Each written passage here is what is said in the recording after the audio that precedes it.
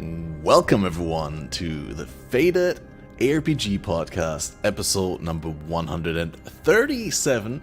Today is a very special episode that we had to do because it's Happy 420, 420 2024, a palindrome in a year number, and so of course we had to do this one. But for scheduling reasons, Balor can sadly not be here today. We're a little bit too early for the man, but we have Velyna covering in, or, you know, in no particular order, but Vel, you haven't been on here in a while. Welcome on the podcast. How have you been? I've been pretty good, thanks. How have you been doing? I'm excited to get this going and to see where we're going with this episode, because it's going to be a fun one. And last minute joining is also Tryxt, who hasn't been here in a while and who wouldn't have had the opportunity to come on next week. How are you doing? I'm doing well. How you doing, man? Yeah. Did I answer that just a second ago? No, I have to Probably. No, I'm pretty good. Glad to have you on. And anytime. And to make the round complete, we're joined by the one, the only, the dreadful, who we've only heard on LE so far. So it's great to have you on here for your PoE takes. How are you doing with that sexy wet hair look? I'm doing great. Thank you for having me on, Catmaster. Finally, get to talk about I'm Path of Exile now. Well, I'm actually excited to hear all about it. But, before we go into it, let's just maybe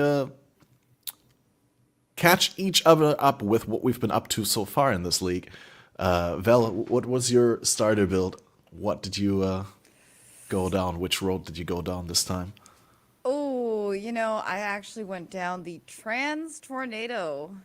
That's what I did. I went fully new builds, new skill, and it popped off. It popped off, dude. I was wearing absolute terrible gear, got all my void stones on day 2. They better not nerf it because it doesn't deserve it. It's not meta. Okay, I'm messaging Chris right now. No, don't do that. Don't tell him. I've heard really good things about it so far. Did you Inquisitor or? I was debating between Elementalist or Inquisitor. I did end up going Inquisitor, and right at the end of making it, I mean, he was pretty tanky. He's got 75 spell block, but it's kind of fake because it's glancing blows. But right at the end, I decided to get him, Defiance. So now he's really disgusting now. I always call it, I either call it Defiance of Destiny, or my brain's like Destiny of Defiance. So I'm like, Defiance. But he's a real beast. He's a real beast. I'm really happy with him. Is Defiance of Destiny? I'm sorry, I'm not playing Trade this league. Is it big upgrade? Oh yeah, the one I bought, which it was pretty good, 42% life. I paid 38 Divine, and then I stopped playing the character the next day. Classic. It's okay. Oh shoot! Am I on the webcam mic? One moment here. Oh, I didn't even think about that. I didn't even think about telling you that could be an option. You could possibly be on the webcam mic. But now you're on no mic. Oh no. We're experiencing technical difficulties. Well, I'm going to bring up Defiance of Destiny here. Right? Mm-hmm. There you go. Yeah, they're right. I was on my stupid mic. That sounds like a revelation now, yeah. We're all ears. I'm pretty sure the Defiance of Destiny is now T0. Fairly certain it's T0 unique now. What? So it says up to 42%. It says up to 42%. Did it get buffed?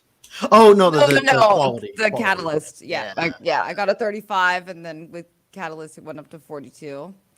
Crazy. Yeah. Crazy that mods like that actually have a tag that you can quality with catalysts. Oh, absolutely disgusting. I still remember the days when you could catalyst on mana on your Ashes of the Stars to get more mana reservation efficiency. Oh, they just shot our boy Ashes dead in the streets. They just absolutely gutted it. They should bring it back to its former glory now that it's an Uber, like 100%. I don't see why they would leave it in its sad state. Yeah, I agree. If you have a chase unique, especially something that you're going to be doing high content and hard content for, make it strong. It's right now. Okay, this is a random tangent, but one of my gripes with PoE is that a lot of the uniques, I know they are build defining and build creating, but a lot of ones off of big bosses aren't. Like they should just be ones that are genuinely good for a lot of builds rather than like, oh, hey, now that I got this, I can do this random obscure build that I didn't want to do before I got this item. And now I'm going to remake a new character and do the whole thing. You should be able to slot a lot of them into your character in a lot of good ways. And Ashes was good for a lot of builds. And now it's basically good for like 2. Yeah. So it feels bad when things are like that when they're a chase. Yeah, that's actually funny because the exact opposite thing happened when we got Tides of Time. Oh boy, Tides of Time. Oh, I fell in love with that thing. That thing's so good now. Like just being able, like I'll talk about it when I talk about my experience for the league so far. But essentially, that belt fixed my build. I feel like it's a build fixer for a lot of builds. It's so strong. Yeah, it's ridiculous. It's insane. After messing with it, it's just absolutely absurd. Just absurd. Well, I mean, feel free to go into it. At the opportunity of this introductory. Let me explain here. I can explain what I started. So, what happened was, I only usually play around like 1 to 2 builds a league because, like I said, I treat Path of Exile more of a vacation more than anything, even though like I play it a lot. So last league, I started Bama because I was pretty sure that the transfigured gems for it were going to be pretty freaking crazy. And guess what? I was right, which was hilarious. But then recently, all the hype around it started for this patch, and I was getting a lot of comments. It was like, "Hey, why don't you update this?" I'm like, "Fine, I'll update it." And I was gonna end up playing it, but then I did the time-honored tradition of the Path of Exile player, where I completely changed my league starter 5 minutes before starting. So that's the best. Yeah. So what happened? Was about like maybe a few hours before the league launched, I saw a video by a guy named Mr. Poop Butts. Yes, that was his name. He was doing something about Soul Rend of the Spiral and talking about its mechanics. So Soul Rend of the Spiral is essentially Soul Rend, but it shoots in a clockwise rotation around you with 5 projectiles. And the normal behavior of it is if you add up about 6 extra projectiles, it'll come all the way around and it'll shoot in front of you again, and that projectile can hit again. So every +5 projectiles you get 1 additional hit with it. So every cast. Now, that's the normal version. That's like how you normally abuse it. I didn't abuse it this way. The other way that you can abuse it is if you are sitting inside of the enemy, okay, and you use returning projectiles. All the projectiles hit all of a sudden. All of them. All 5. Plus, extra, projectiles, yada, yada, yada. And that was cool.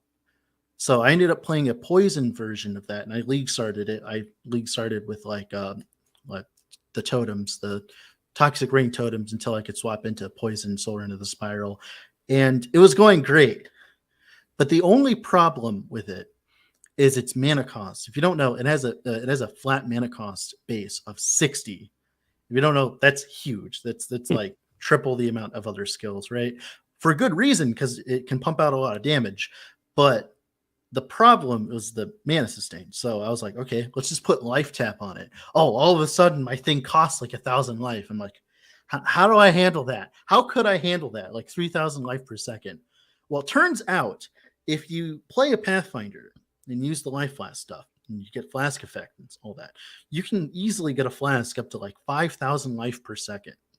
Easily. And what caused the build go from meh to absolutely amazing was Tides of Time, because Tides of Time not only gives you the increased life recovery of flasks, it also gives you the 25% increased effect of flasks on you, which is multiplicative with all your other, life recovery from flasks, right? Because like the way it works is you get the life recovery from flasks increased, and then it has an increased effect on you. Which so just turning it on, like I can go check my PUB, but I'm So pretty another sure, scaling multiplicative layer, basically. yeah, and that makes up for the fact that that essentially makes up for the fact that I was consuming so much life per second, because I'm looking it up here right now. Here, where is it? Ranger. We're into the spiral finish. Yes. All right. I had a life recovery of 3.9k life per second. I actually cut a little bit off the top end, and I had a life cost of 3,000 per second, while also only having 4k life. Now, you must be wondering, that sounds awful. Like, it sounds like you'll die like every moment, because like it also sounds like if you don't time your casts and the flask correctly, you'll just end the flask effect prematurely all the time. Now, that's the beautiful thing. Tied to Time not only gives you all those extra life flask charges, right? It you also just play Pathfinder, so it's always up. So you don't have it doesn't to deal end with at full flask effect. It doesn't end. Yep. And that allowed me to so that 3.9 is actually a lie. It's actually 6k if you take into account the modifier. There's a modifier on life flask right now that exists that recovers an additional 16% of the life flask life recovery amount over 10 seconds if you use not a full life. On top of all of that, that means that I actually sustain easily, and like I actually felt really tanky, unironically. And like I said, that belt, it's such a good belt. Yeah, that's what I league started as, was a Poison Solar into the Spiral. I need that belt like ASAP. Yeah. Just can I have it? I'll just take the 3 life charges or life and utility. I don't, mana and me, it's okay. I don't need it. Yeah. Well, time to go do some Uber Shapers. Oh, I hate it so much. It takes so long. Please, GGG, stop like the transitional fights. Stop it. Just stop it, dude.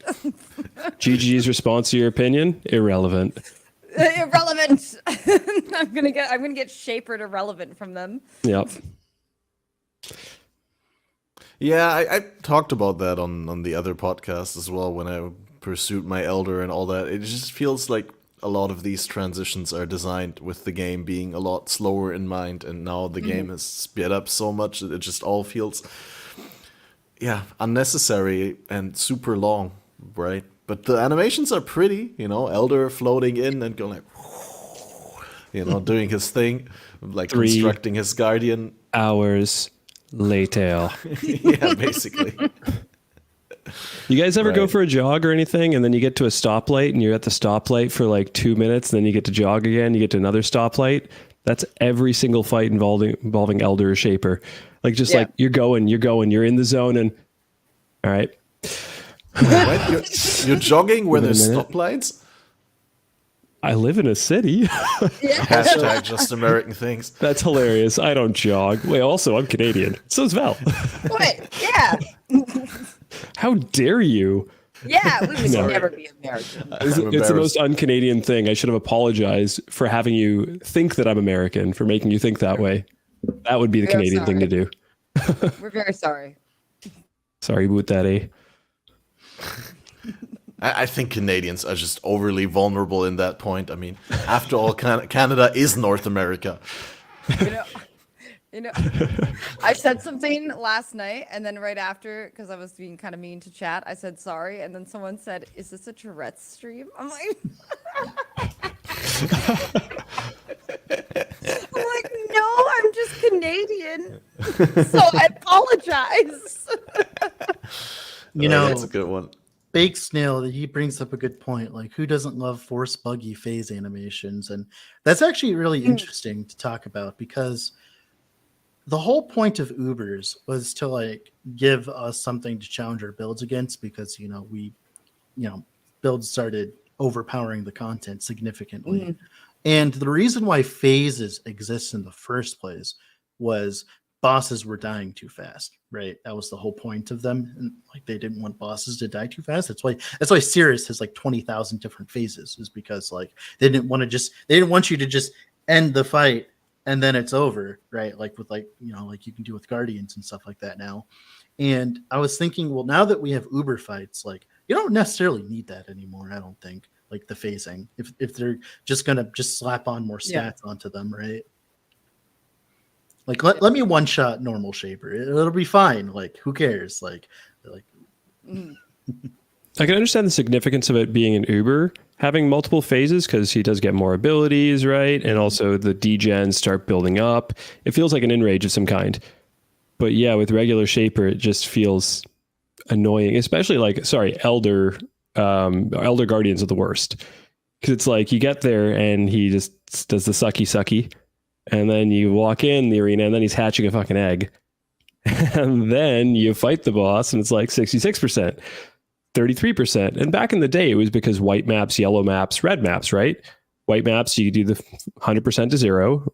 Yellow maps, you would do 50-50, and then red was 33, right? That was the whole purpose behind it. That's why you made him phasic. Yeah, please. It's been enough time. Elder spent forever my Guardians. on his Pokemon Go egg. He wants to play with it. Yeah, and I have to watch him play with it. Like that's just like the worst voyeurism in Path of Exile you can imagine. Like Christ. And also, sorry, another gripe, real quick while I'm at this random tangent. Elder exploding upon dying. It's the dumbest and funniest thing that's still a thing in the game. Like years ago, I remember DS Lily dying in one of the races, and she was crushing it. She was doing so well. She was up for like 36 hours, and she was sent to bed by Elder exploding after she killed Elder. Oh my God. Yeah, like that's the only thing that like joy that has brought somebody else. Definitely not Lily, but everybody else laughing at that. But at the end of the day, like, what is the purpose of that? It's thematic. I think it's like one of those things where it's like it's in the moment kind of thing. Like they're like designing this cool fight that everyone gets to do at the end. Like it's amazing, like fantastic and stuff. It's got to be explosive and cool to see. That's just one of those things that they add. There's like, wouldn't it be cool if you just explode at the end and like in a giant explosion? Would that be cool? And it was like, Chris is like, at it. I'm just thinking of how pissed off I would be. Like I'm a hardcore player. And so if I was doing Elder for the first time and hadn't seen the fight or anything, and just finally get to this pinnacle moment where I cull and my hands go off the keyboard, and then I look back at my screen and I'm dead. Yeah, honestly, I didn't question it in a while for Elder, right? Like that I take as a granted, but I had the same feeling with the Maven explosion, serving like literally no purpose than to catch off guard people who haven't seen the fight before or who don't know like how it's done. But like after the first time you die to it, there's like no value added for the fight that you have to escape the bubble and there is actually some purpose to it, which may not have been intentional. So when you do the bubble phase and you have a bunch of the little balls chasing you, in Maven, you have the balls chasing you. You can actually do some cool tricks and like run around the arena and have the balls chase you until the explosion phase happens, and you can actually put the little balls in the side area, and it's no longer in the arena because it's in the little side area now. Yeah, so, like, but doesn't the arena reset afterwards anyway? Not after the last one, I guess, but like anymore. the first two. Not an Uber. Uber. Yeah. Oh, not an Uber and Auto. Okay, right. Yeah. Uber, every single dot that you put down stays. Okay. Yep. That's why you gotta all stack it up or run it to the edge or whatever. What Dreadful was saying. Yeah, if you got enough DPS, you can actually do that properly. Like you phase her and you literally run around in a circle and just run onto the platform and just let them die on the platform. Yeah, you just have to do like a rotation or two while you wait. Have that run speed flask up. That's why I equip Tides of Time, so I have flasks up. I'm not a Pathfinder.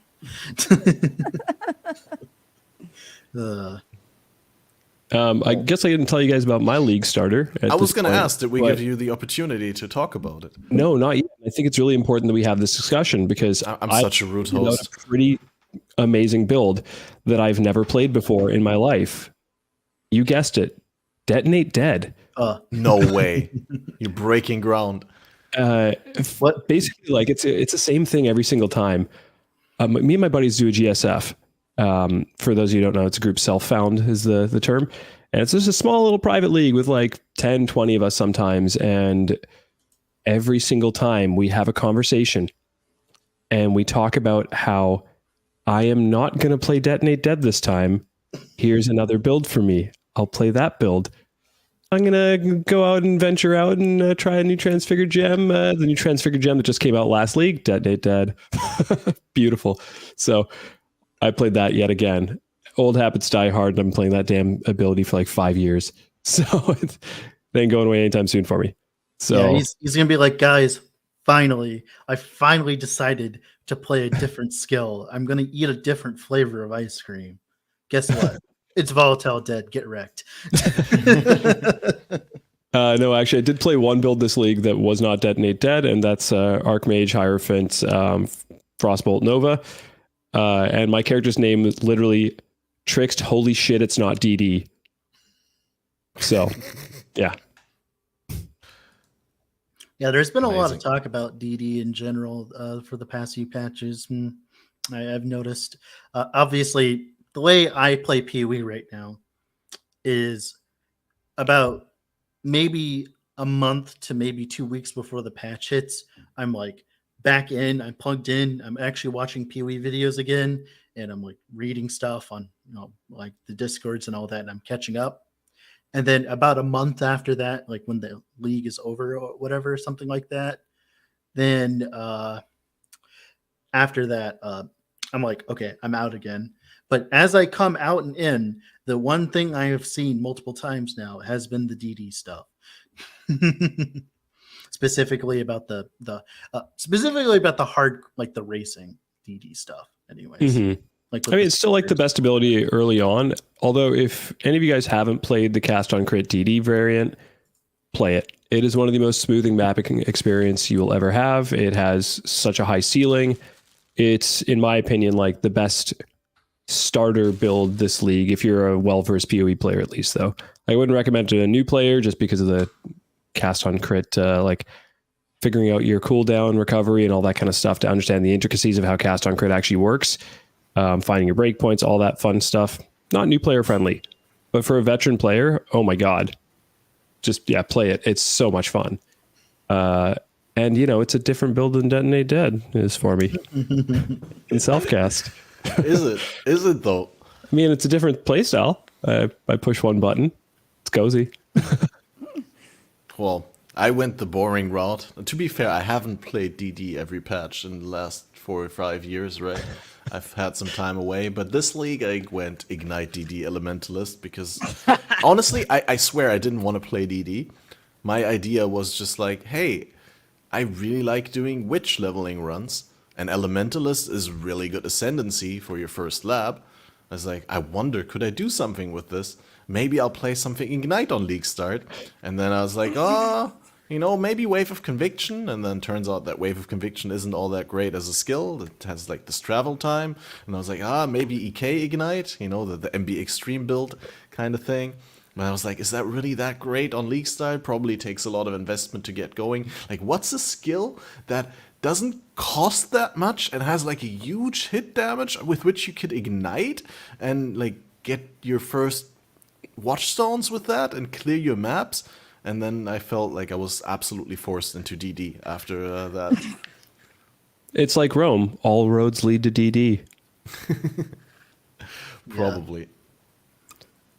Yeah, like I said, I hear. So I have a group of friends that play PoE, and that's all I ever hear is like, "Fuck DD, man. DD's so boring, man. Oh my god, it's been like this for like the past few leagues, man." It's like I post a build guide and stuff, and everyone's like, well, it's not DD, man, it's garbage.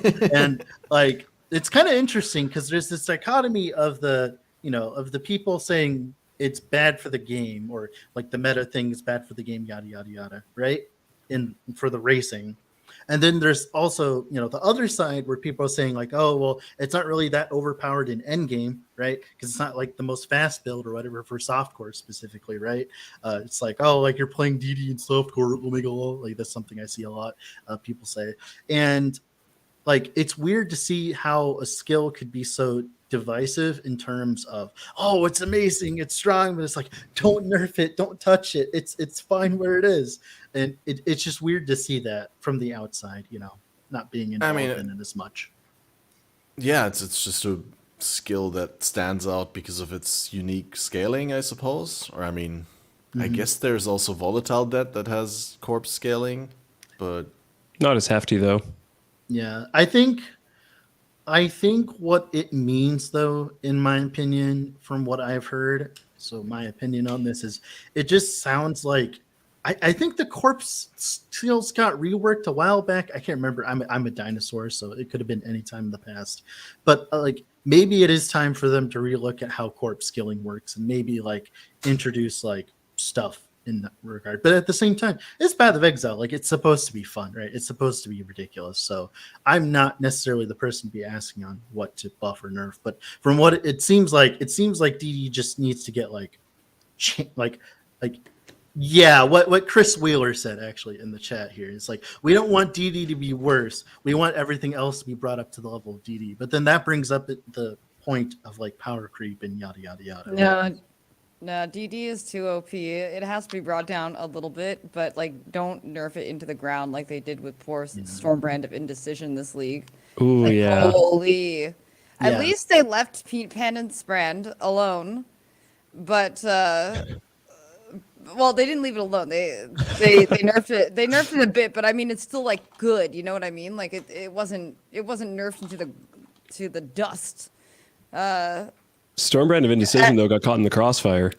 Absolutely. The gun was aimed at Penance Brand, and it got shot. Exactly. For some reason, like, what do you mean 0.25 cast time goes up to 0.75? Like, why would I? Everything comes in threes. I actually noticed that after playing Soul Rend of the Spiral, which has an absurd cast time too, which actually works in your benefit because it's like means less cost per second for you. But yeah, the cast time stuff seems really annoying considering there's less cast speed in general versus like attack speed too. So it's just like, it just feels like it's an easy way of making a skill be like, all right, well, I guess I'm only ever going to like trigger this skill since you're going to put such an absurd cast time on it. Yeah. At least they did bring up, I don't know, maybe 3 patches ago or something, the amount of cast speed you can get on rings. So that's nice. that was a solution. That helped a lot. Yeah. Yeah, that is nice. But in general, like, yeah, with Stormbrand hitting it so hard with that cast speed nerf is just, you have to take a lot of cast speed for brands anyways, but it's why you could have you didn't have to hit it that hard. There was no need. Like, at least Penance Brand still is very functional, and I knew it would be when I read the patch. I was like, yeah, this is okay, right? It's not going to do the billions of DPS it did last league, but it's going to be good. You can't just slap it on any build now. Last league, you could just slap it on whatever. It's like, okay, I have a really good idea for a character. Here are its defensive layers. Now, what do I do for damage? Click Penance Brand. Okay, cool. Yeah. Every single one. You name any one of the ascendancies, and we can Penance Brand it up here. So I'm gonna be glad Penance Brand. Slayer Penance Brand, man. That AOE. That's a thing. Oh man, that reminds me of Methel's Blade Vortex Slayer days. Mm-hmm. Usually this is something that I think about sometimes, is like when it comes to like base cast times and stuff, because sadly in Last Epoch we have to deal with this curse as well, as there are certain skills that have much longer attack times than others. I'm like, well, I don't care if it's the same damage technically, like I just want it to feel good, like that's so big. Yeah, like for instance, multi-strike, I'm sorry for the tangent here, multi-strike, it has a different animation than the other attacks for like in Last Epoch, like the other melee attacks the Sentinel has. So it has this weird animation. So it's like he's like going down, and it has such a long attack time. We looked it up. It actually has the longest attack time in the like one of the longest attack times in the entire game, by the way. And I'm like, well, I feel that and I hate that, right? And then we come over to Path of Exile and we're like, oh, let's make Stormbrand Indecision have a 0.7 cast time. Woohoo! I'm like, this is awful. Like, I would rather you just nerf the damage and just like sure, you could keep like the same damage, just lower the cast time, right? But lower the damage. And like I would be fine with that. Like I'd be fine with that. Yeah, that's the thing like you touched on, and that's so important. The game has to feel good, and anything that's slow and lethargic does not feel good ever in this game. It feels laggy almost. It doesn't feel like it's, you know, in some games, they're like, I play Dota. Some abilities take a little bit longer than other ones, but it still feels like they're smooth in some sort of way. Whereas in an ARPG like Path of Exile, it makes it feel lethargic because the animation and the timings wise just don't look and feel nice. And so it makes you feel like you're not going to enjoy the game just based off of a delay of some kind. It's not like the character's slow. It feels like they're lagging. Yeah, almost. and there's a time and a place for it, right? Like for instance, like if Discharge has a high cast time, I don't know what it is, I can't remember. But like if Discharge has a high cast time, it's not really that bad because you're just going to click it once and the screen is gone, right? Or I don't know. Yeah, no one self-casts Discharge. yeah, exactly. But like if they were, like it wouldn't be nearly as bad if you cast Stormbrand, right? Like if the skill itself was like like for instance, if Tornado had like a high cast time, it wouldn't matter nearly as much if like Stormbrand has a high cast time because you cast Tornado and go. While with Stormbrand, like Stormbrand, you still do it, but like because of the way Stormbrand works, like you're constantly recasting it, right? Mm-hmm. So like you feel that cast time every single time. That's why a lot of the ignite skills, right? Like that people use, like it's like fine to use a skill with a high cast time if it does big boom, right? Like we're good. Mm-hmm. I definitely on Tornado needed a decent amount of cast speed because the way the animation when you stop and actually like cast a tornado is kind of slow and dangerous. Yes. If you don't get good cast speed, and you can get swarmed kind of quick. I learned that on day one. You can get swarmed real quick. Oh, day one was fun learning how Tornado feels. Is it kind of like PV in some ways? It's because like the timings. It actually feels more, I would say, like a Stormbrand where you stay back, I don't know, a few meters, cast, let it go in front of it, and then walk with it. You cast out your 3. And honestly, what's really annoying, so you could block off an element, but it actually like cucks your damage. So ideally, you don't want to, at least on Inquisitor. And sometimes you can put out 3 fire tornadoes instead of doing lightning for your shock or cold, and it doesn't rotate. It's random. It's completely random. It's random. Oh. So sometimes you're like fire. Oh, fuck this. You just keep going until you get all like the ones that you want. But I mean, decent cast time is fine. Need to play it as an elementalist so that your fire one also can shock. Oh, no, that's exactly what I was going to do at first. Then I put up a Twitter poll and everybody went Inquisitor. And I was like, oh, fine, I'll make an Inquisitor. So Inquisitor just has so many better names that you can make for the character because the no pants, the long neck. It's just, you got to go Inquisitor once. Okay, yeah. That didn't need anything of the old man. All right, well. That's his name. That's who he is. But with cast speed feeling so relevant and necessary, did you actually end up running haste during the acts, like a lot of people do?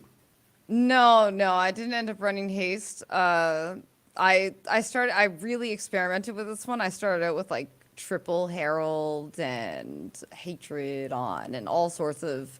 I did a lot of funky stuff until I landed on where I am now. Yeah. Well, that's fun. Experimentation is always important. Now, for me, I I started using haste with learning the leveling runs for DD Ignite, right? Doing elementalist sort of speedy runs. I wouldn't want to call it speed runs because I'm still like miles behind the actual competitive speed runners. But you know, got a little bit better again, and I just noticed how much of a difference it is, especially when you have this 2-component skill, Desecrate DD, that getting that haste for, what is it, up to like 24% attack and cast speed when it's fully leveled. And then, of course, that goes through all your aura effect scaling, and it just feels so good. And then, in order to get rid of haste, that's the problem. You get used to it, and then you need to have cast speed on both of your rings to be able to give up haste. Yep. So, yeah. God burning forbid through you don't my have essences. room for minus mana cost either. Yeah, that was an interesting thing this patch. The whole mana reduction portion, I know the understanding where they're coming from when they got rid of it off of utility flasks, like reduce mana cost skills, but then every other little portion that you can get elsewhere is gone too, like on jewels. Yep. Mana's in an awkward state where it's either really good with Archmage because of the way they've made the changes this patch, Or you have a specifically. 1,000 life cost spell.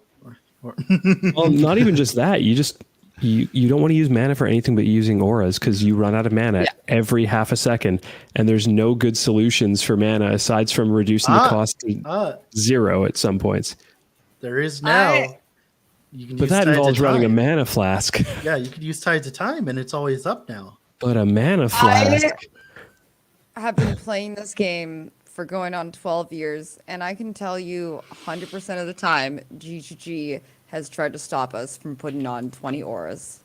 You know, they have constantly, we used to have a, like, inspiration actually just used to be mana reduction, like big percent. It was so good. This It was was like so 10 years mandatory, ago. though. Oh yeah. It wasn't every build had to have it. Every build had to have it. Like that's, and they constantly, like, look at all the reservation efficiency masteries they took off the tree back in Expedition where everybody lost their shit, right? Like everybody lost Before their it damn actually, minds. and before they Yeah. changed it to a reservation efficiency, it was actually that other stat, like reduced mana reserve, that would Yep. actually become better the more you had of it, similar to max res.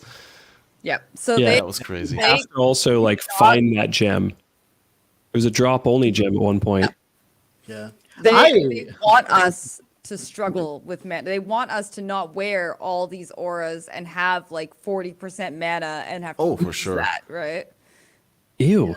Yeah, I know. I feel the same If you way. don't Yeah. invest into mana though, it just feels bad. Like, Yeah. oh my god, even having 40% of your mana up, trying to get that back without a flask, even with a flask, enduring flasks are the best ones you can use, and you get like 600 mana back. It's like, oh cool. It just all feels bad if you don't invest fully into it, or if you don't, like, the other option is not investing at all and doing the reduction. Those are like where everyone goes. It's funny. I can agree with you because it's funny because I've been here as long too, and I've seen all their attempts, their silly attempts at trying to reduce mana reservation for us. But this latest one that they did, nuh-uh, man. Nuh-uh. I'm so angry about this latest one because if you do the math and you just use the passive tree, okay, you're on the top half, okay, and you just grab the mana reservation efficiency next to Whispers of Doom, you grab the mana reservation efficiency mastery from the mana mastery, and if you grab the mana reservation efficiency near sovereignty, which is near ancestral bond, if you try to put in 50% auras, you will be 1% mana off. They did that intentionally because now you have to use either a jewel socket for it, or you have to like find some other way of getting a small little smidgen of mana Ashes or reservation enlighten efficiency. or something. Yeah. That is insanely intentional, and I don't want to hear anything else. I think that was intentional. They did the math and just like, screw it.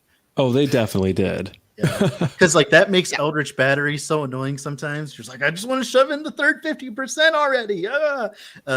Speaking of mana, Sorry, that was the other solution, by the way. When I mentioned there was 3, EB. Yeah, that's the other one. That's always the weird one because it's really strong, and it's to the point where like it's probably going to get nerfed into oblivion but it's not going to get nerfed into oblivion because it's the good. It's going to get nerfed into oblivion because everyone hates mana and everyone uses Eldritch Battery over it. And it's like, well, obviously, I wonder why. I actually don't think that they would dare to like completely nerf it into oblivion. It's like kind of like CI or blood magic. It needs to always have like some sort of relevance because it's like one of the interesting and meaningful ways with which you can change essentially how your build works. Well, they're going to nerf the blessing. They're going to nerf the blessing. If they're going to nerf it, they're going to nerf the blessing. So Blessing's been around for so long, though. I know, it's part of me. I know. They nerfed the life tap one. Like why did like it was funny. I saw them nerfing the life tap one, right? And I'm like, what about the Eldritch Battery one? Like that one's even better in some cases. What the heck? Why'd you not nerf this one? Like it's just been here this whole time. It's like, oh, like your reduced mana cost, or like it's gone now. And I'm like, you just want us to use Eldritch Battery? Then I can use Eldritch Battery. I don't mind having a free aura. Cool. Okay.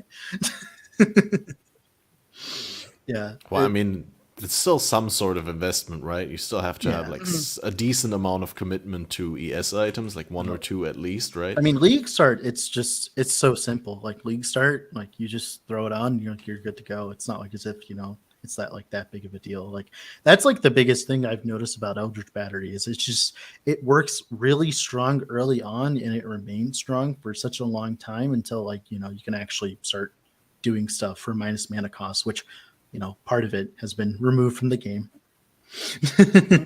Well, yeah, no, I just mean like sometimes when I switch gear, I do realize that I can't go pure evasion here. I need to go evasion ES or something like that. Otherwise, I won't have enough energy shield to use my blessing off of energy shield. But that's always me on day one.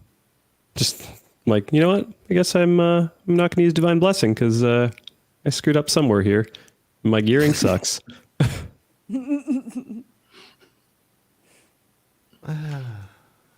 Well, now that we're already talking about like weird tech, have you been using the Warcry stuff?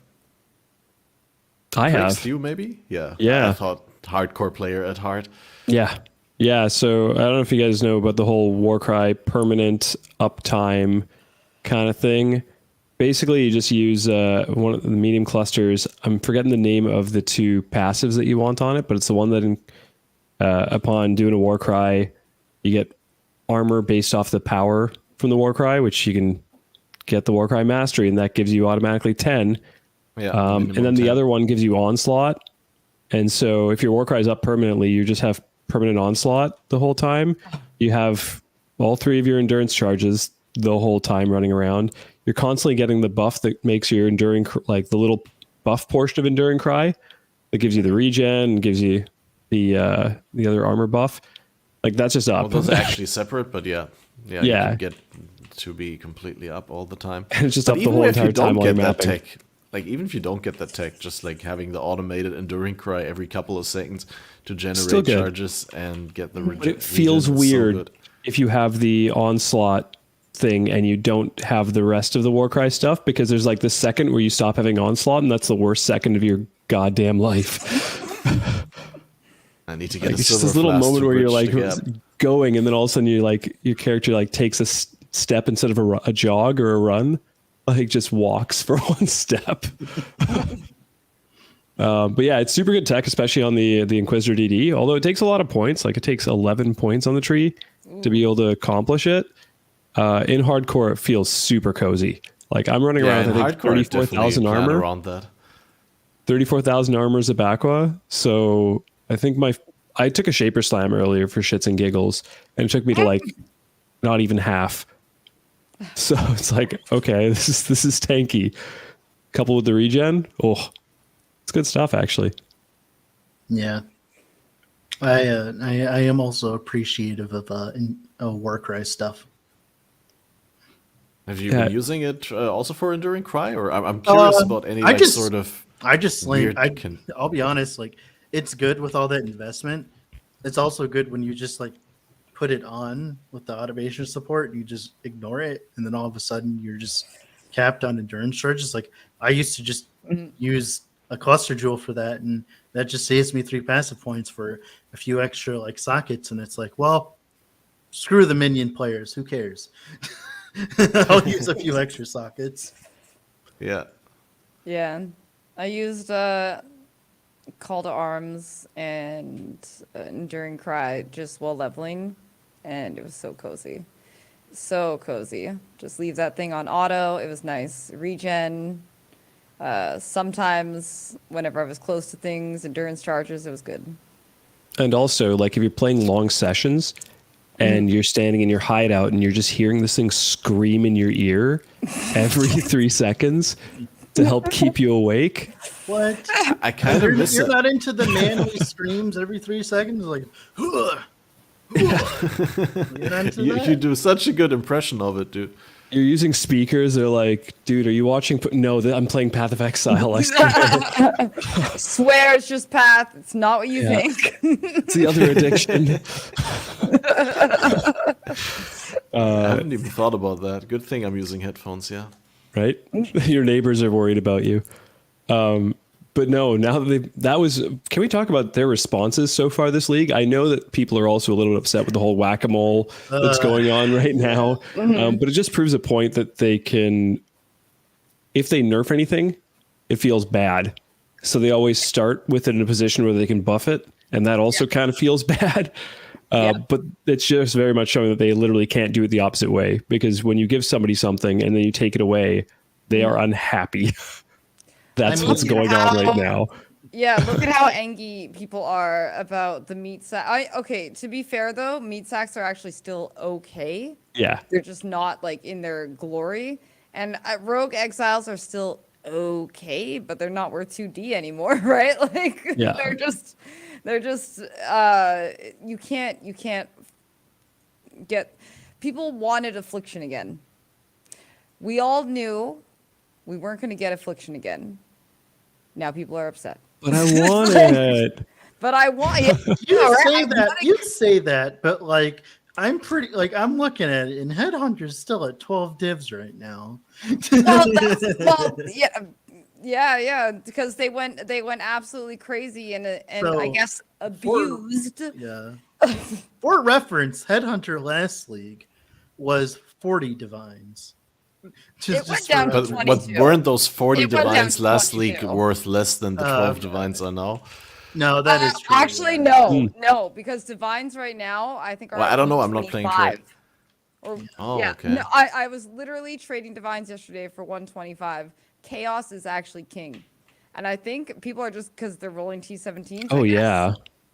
Yeah, Chaos you're is absolutely king. murdering your amount of chaos by rolling so happy 17s. that finally happened. I'm so happy. So I'm red boy, baby, red boy for life. Chaos Ultras, let's go. I love that. That's actually something I really appreciate. Like, there's a lot of other problems with the T17s, but the one thing I do enjoy is like the chaos part. It's like just being able to just roll them with chaos, because it's like finally, like divines just don't hop up to like 250 divs in a few days. Wow, it's great. Can I just say though, I'm actually kind of Maldus about T17s, because every single one of them except for Abomination is dark. So if you're low life and don't have light radius, it's just like fuck you, right? Yeah. Every single one of them is dark. Also, they are all hallways. All of them are hallways, which is just ridiculous. I think the problem. Oh, I'm sorry. I think the problem is they weren't meant to be farmed. Like they are now. Yeah. Definitely. Well, I weren't. mean, but then why do you make this like set up a system where in order to do one Uber boss you have to potentially do you have like to do so many, right? Yeah. Oh, I meant the MFing stuff. I meant the MFing stuff. Like when MFing in them and stuff. Yeah. Before we go into the discussion, like what did you want to like exactly, Vel? go ahead. Finish your point. The shaper mod in hallways is completely BS. He off-screen beam you, and you don't. If you don't play with sound, I don't. I only play with loot filter sound. I don't know he's there. I literally cannot know that he is behind me, ready to do a beam, and then I'm in a hallway, so there's nowhere to go. There's actually just nowhere to go unless there is a place to go. into a direct, just into heaven. Yeah, you go to hideout. You just use the hotkey. You know, you're good to go. Yeah, it's actually just like, and the fights are buggy. Like for Abomination, if you have Maven in there, the ghost doesn't disappear after you kill them. So you have to like still dodge the ghost and to get your loot. It's crazy. It's crazy. And I feel so bad for hardcore players because they have to deal with this kind of shit. Like I'm softcore. I use the don't consume a portal on use. I literally ate portal to boss once.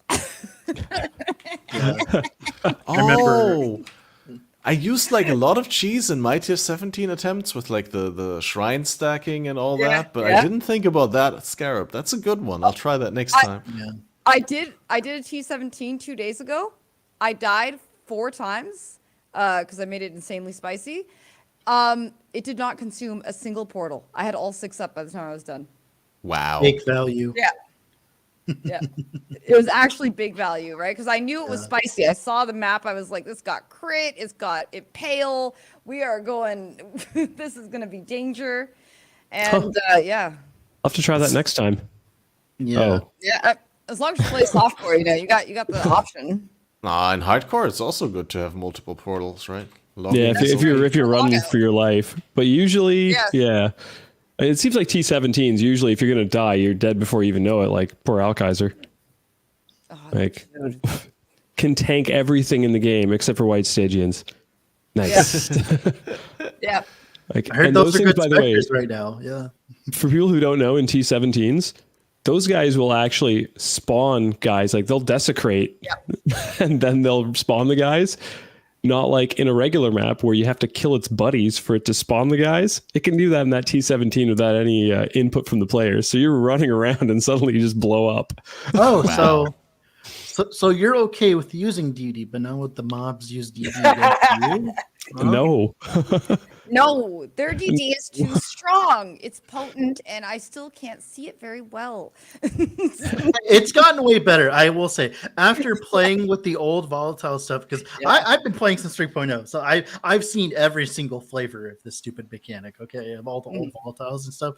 I will say this is the best it's ever been. But I think the problem that you're running into, and I'm running into too, is since the hallways are all dark, it's hard to see anyways. So it's not like, but in a normal map, it's way easier to see.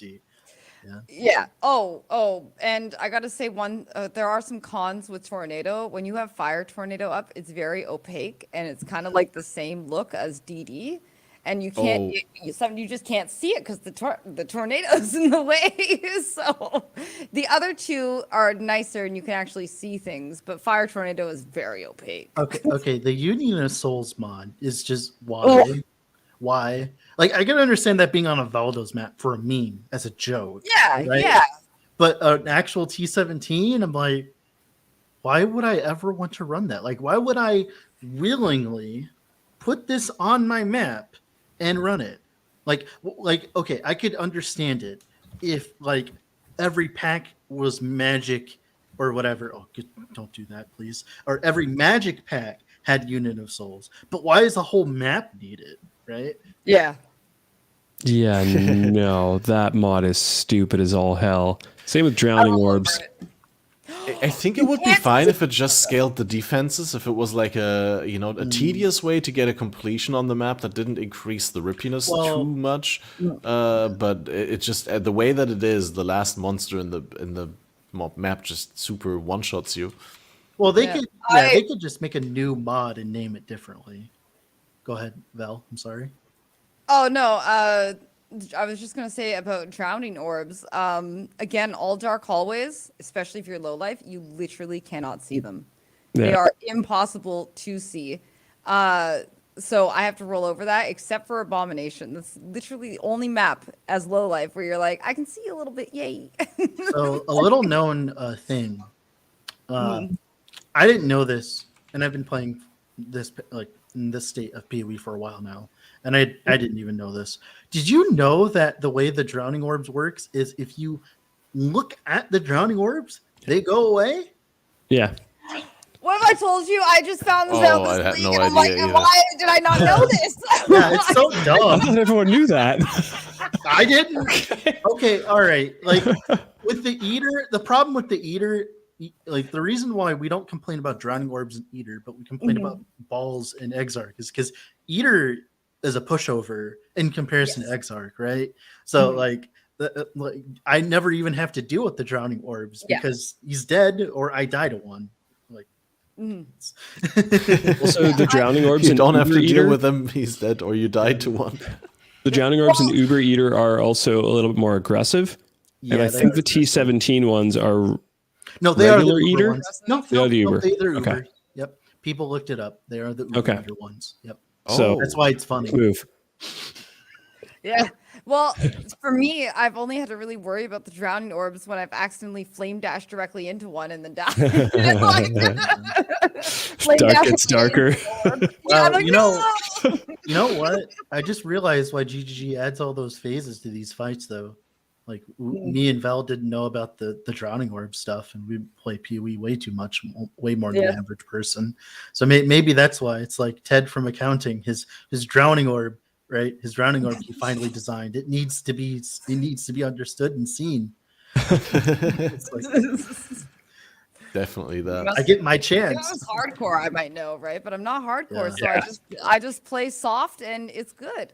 Yeah, I think like it's funny because I thought that the T17s, the way that they were going, were fine, not crazy good, but they were fine until they were like, well, what if we just added a mod that just makes you get like 100% more scarabs in the map? Why not? I'm like, why? Like, why? like they were already good enough as they were. And like, they're not supposed, like, the whole point of them was to not farm them, right? Like, a good example I'm going to bring up here is in Torchlight Land, in Torchlight Infinite Land, if you don't know, there was a thing called Deep Space. And the way that Torchlight Infinite, they dealt with, like, Deep Space was essentially kind of like T17s, where there are maps that you weren't supposed to sustain, quote unquote, right? You were just supposed to do them every so often when you felt like it. And they essentially got bullied out of using it that way. Now you just continually, like, do Deep Space. And I feel like GG ended up in the same thing where, like, oh yeah, you're not supposed to see these things that often, yada yada. You're not supposed to chain farm them. You're not supposed to like be actually farming in them. You're just supposed to do it to get the fragments and all that. And well, it's completely flipped over. Like now people are just MFing in them like it's nothing. It's great. And it's just like I feel like as though this was not what they meant to happen at all. Yeah, it probably was just like, we need to make these rewarding at the same time. And now it's like, oh, what kind of monster have we created here? Yeah, and it is a little too late. Like the snake is out, like the cat is out of the bag. Like I would prefer, as of this point, them just wait and fix it later. Like I am a fan of them. Like if there's a problem that isn't too bad, I would just wait till the next patch, because it's way easier to deal with the backlash then than it is if they nerfed it now. So it's just like, well, have fun with your T17s, like have fun, right? And then like move on. We'll fix this at a later date, right? But it was just weird because they added the mod in the middle of the league. I don't understand why they did that. I'm still confused about it because like they didn't really need them because they already had absurd quant on them, right? Like you could make them have absurd quant and you didn't need to add the extra mods. It's just weird. So this is also one of the big gripes I have with T17s. And I don't know if I'm minority or majority. We'll find out. I'm the kind of person who thinks that they should not have these things associated with one another if they're not giving you an option to run them white. Like, okay, you get tons of scarabs from this. This is going to become rippier, but you're going to get a more reward out of it as well. Awesome. But you can't decide to not do that because you have to run them 8 mod, chaos orbed, with mods that brick so many builds. Like, there's bound to be a mod that's going to brick your build, whether it's going to be reflect, whether it's going to be no regen whatsoever. Like, it's got a lot of silly things that can be ran on them. I don't like the idea where they just like kind of be like, here's a list of builds and we're just going to knock them off one by one so that you can't run them on whatever those builds are and figure out a way around it. And then they have the audacity to make light radius important. Yes, light radius, dude. I'm not taking that mastery. No way. That mentality made way more sense when they were unmodifiable. Like when they're unmodifiable, it made way more sense that there were just some that just didn't have modifiers you could run because you just sell them or you save them for a different character or whatever. Like, haha, get screwed over if you're like playing SSF or something, right? And a friend of mine, Jay, he brought this up when it comes to the T17s. And I agree with this, by the way. My problem with the T17 is there's 2 points, right, with it is access to Uber bosses, okay? And now there is the portion of the community that is now just farming them as just hard content for good rewards. Like, you guys remember the days when we had the old harvest copying map thing where you make your perfect map or whatever and you just copy it over and over again. The game doesn't have that much content that's like that, where it's called like the super duper high end juicing, I need really good damage content. And that's what T17s are unironically filling the niche in for right now. But the problem is they're associated and tied to the way that we get to Uber bosses now. So now he made a good point that like now, like if you're just bossing, all your stuff is associated with all the people that are MFing in T17s. And like you don't want that. Like you don't want that. Like who wants that? Like imagine if like, you know, like your destructive play stuff required like was like associated with some random like delve strat or something. Like you don't want your strat to be associated with like someone else's strat, especially the MFing, because you know the prices go up so high because you know MF, right? And I think the concept of the map of the T17 and the concept of the boss of the T17 could be like just taken apart, and we could just have maybe not a map, but it'd be like a fragment, like an invitation that are the current T17 bosses, and they have unmodifiable 8 mods on them or whatever, right? And then have a new map that's like a T17 light where it's just that content that people want, because people want that kind of content. Like people want to be able to juice their maps and like go over the extreme and play my better characters, etc.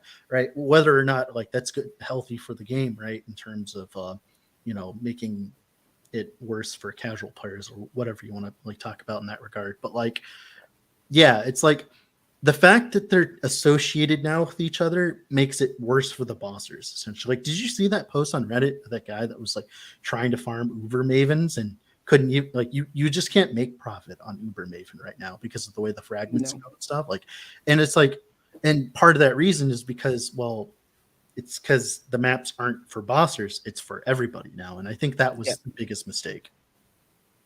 Yeah, overlapping content of bossing and MFing, which are two of the opposites, like parts of the spectrum.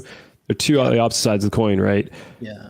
But they should never overlap in that regard. They should be kept separately. Like it is sad that they've made it overlap accidentally through this T17 methodology, but I'm sure they also saw this coming a little bit, right? Like, because the second the juicers saw that, they instantly went, I can juice this. Yeah. And if nobody at GGG saw that and went, I can kind of break the system in a very easy way within like a few seconds of thinking about it. So one of the proposed... Oh, go ahead. I'm sorry. I was just going to say, does GGG not have a juicer that works there? Like, they have a lot of people that, you know, they got to play the game, but do they not have a juicer? Like, do they need a FUB gun? They need a FUB gun. If they just message FUB gun and be like, here's a demo of this. This is what it's about. Tell us about our game. That would be like, oh yeah, I could break it this way. Yeah. I mean, I think exactly. As well, or Yosis, pardon, like him too. Like, he'll break it. Let's say that they added the modifiers like they did, like the Scarab mod and stuff like that, but they kept them unmodifiable. We wouldn't have this problem because someone would either buy them in bulk on ID to gamble, or you'd ID them like, oh, the Scarab mod one, that's going to go up in price, and that's going to be bought. But then all the ones that have the shitty mods that nobody can run, the bossers can do, right? So that would have solved the problem. So it's just like this perfect storm of like so many things going wrong at once. Like, for instance, like the whole economy is built around like the dude farming Uber Shaper dropping a dying sun to sell to the juicer farming the content that the bosser isn't farming to be able to buy said dying sun off of him. That's the whole point of the boss versus Go ahead. Have you seen the cost of Bottled Faith and Dying Sun? Yeah, I've seen them, yes. Like 10 div. Bottled Faith is supposed to be regular Cortex. I don't understand. And it drops like regular Cortex and synth maps drops a lot. I don't understand why it's so high. I've been told that right now, currently, I think it's like similar price, like Uber Cortex and the Flask are about the same price right now. So like the Flask is almost as expensive as the Uber key, right? No, I was doing Uber Cortex and it was costing me 20C a piece. Oh, okay. For each piece. Okay, I must have got that wrong. Then. 11 divine. Yeah, I must have got that wrong then. Yeah, it's the only one that's cheap. The other ones were like 65 a pop because I guess it just doesn't guarantee good drops, really. Yeah. Right? And you can get screwed by map mods. You can get screwed by mods. Oh, my first one went so bad, buddy. Let me tell you. Oh, yeah. That's actually another thing my friend was talking about because he's playing in a group found league or whatever, but he's playing SSF essentially, right? With very, very light trading. And that was his biggest problem is like, I'll put in my Uber Cortex and I don't know if I'm going to actually be able to run it or not. I got like an additional proj one and I ran it, but it sucked. It was funny. I was actually going to go look at Dying Sun and the Flasks again, and I was on Affliction and Dying Sun was like 20 chaos. I'm like, wow, what a freaking difference, huh? Yeah, that's I think that like they're like it's weird because I like a lot of people, they like the juicing of the T17s. I think it's cool. I think it is cool. It's just, like I said, it's just the association between the bossing and the mapping is the problem there. But also as well, there's also the conversation of like, there's enough like power creep kind of stuff going on. Like, are we ready for that kind of content? Are we ready for higher tier maps that are like just content in the game that is consistent? Oh, yeah. Like I feel like we're ready as a player base, but the problem is then you think about it for a little bit, right? And you're like, well, what about, casual players, yada, yada, yada, like that are just starting the game? Well, that's another thing another threshold they have to pass and stuff like that. So it's like, I think everyone's ready for it. And we've been waiting for it for the past few leagues now. Like, and that's why everyone's like, that's why it's so contentious, the T17 topic. Cause it's like, people like doing these stupid hard maps and like MFing in them. Like people like doing these things, right? So it's like we just haven't had them until now. Like they had it, like we had them in a few ways, like I said, with like the delirium copying stuff. But like this first time in a while that we've actually had that quote unquote post tier content or whatever you want to call it. I can tell you that in Path of Exile, I don't think there's any real such thing as a casual player. Oh, I know. Oh, yeah. There is. I'm told about them, but I know that they don't exist. They're like the unicorn, right? They're like the unicorn of Path of Exile. They actually just play like a couple hours a day and they make it, and you're like, what is going on? Hey, no, you gotta calm down. I'm saying this so I don't get torched later. Come on. I have to put like 20 different disclaimers. Like I have to every single time. Like, okay, so I don't play PoE as much as other people. Like I play a month or two. I get like my mage blood. Like you get a mage blood. Yeah, it's not that powered. It's It's like whatever. It's just I don't play that long into the league as other people. Like I don't play that many. Like I play a character or two, and then I move on and go work on other stuff because like that's like PoE. Sadly, is not my job, but. So whenever I'm making like, hey, this is what I'm going to league start, and because of all the stuff that's been going on with all that stuff, like I feel like as though I have to put like 50 different disclaimers every single time I want to even upload a video. It's like I'm not the best at Path of Exile, okay, but like I'm still going to play these builds. I'm like, well, I'm just like, hey, this is what I'm going to play. If you want to play it. Screw you, but I'm going to play it, and I feel like I have to be like that now. And now I feel like that's the same thing with the casual thing. It's like I feel like I have to say that because, like, you know, otherwise I'll piss off this unnamed majority that are gonna come get me because I said that like there are no casuals in Path of Exile. I mean, there's definitely some, but it's like the game just requires so much of your time to get somewhere, right?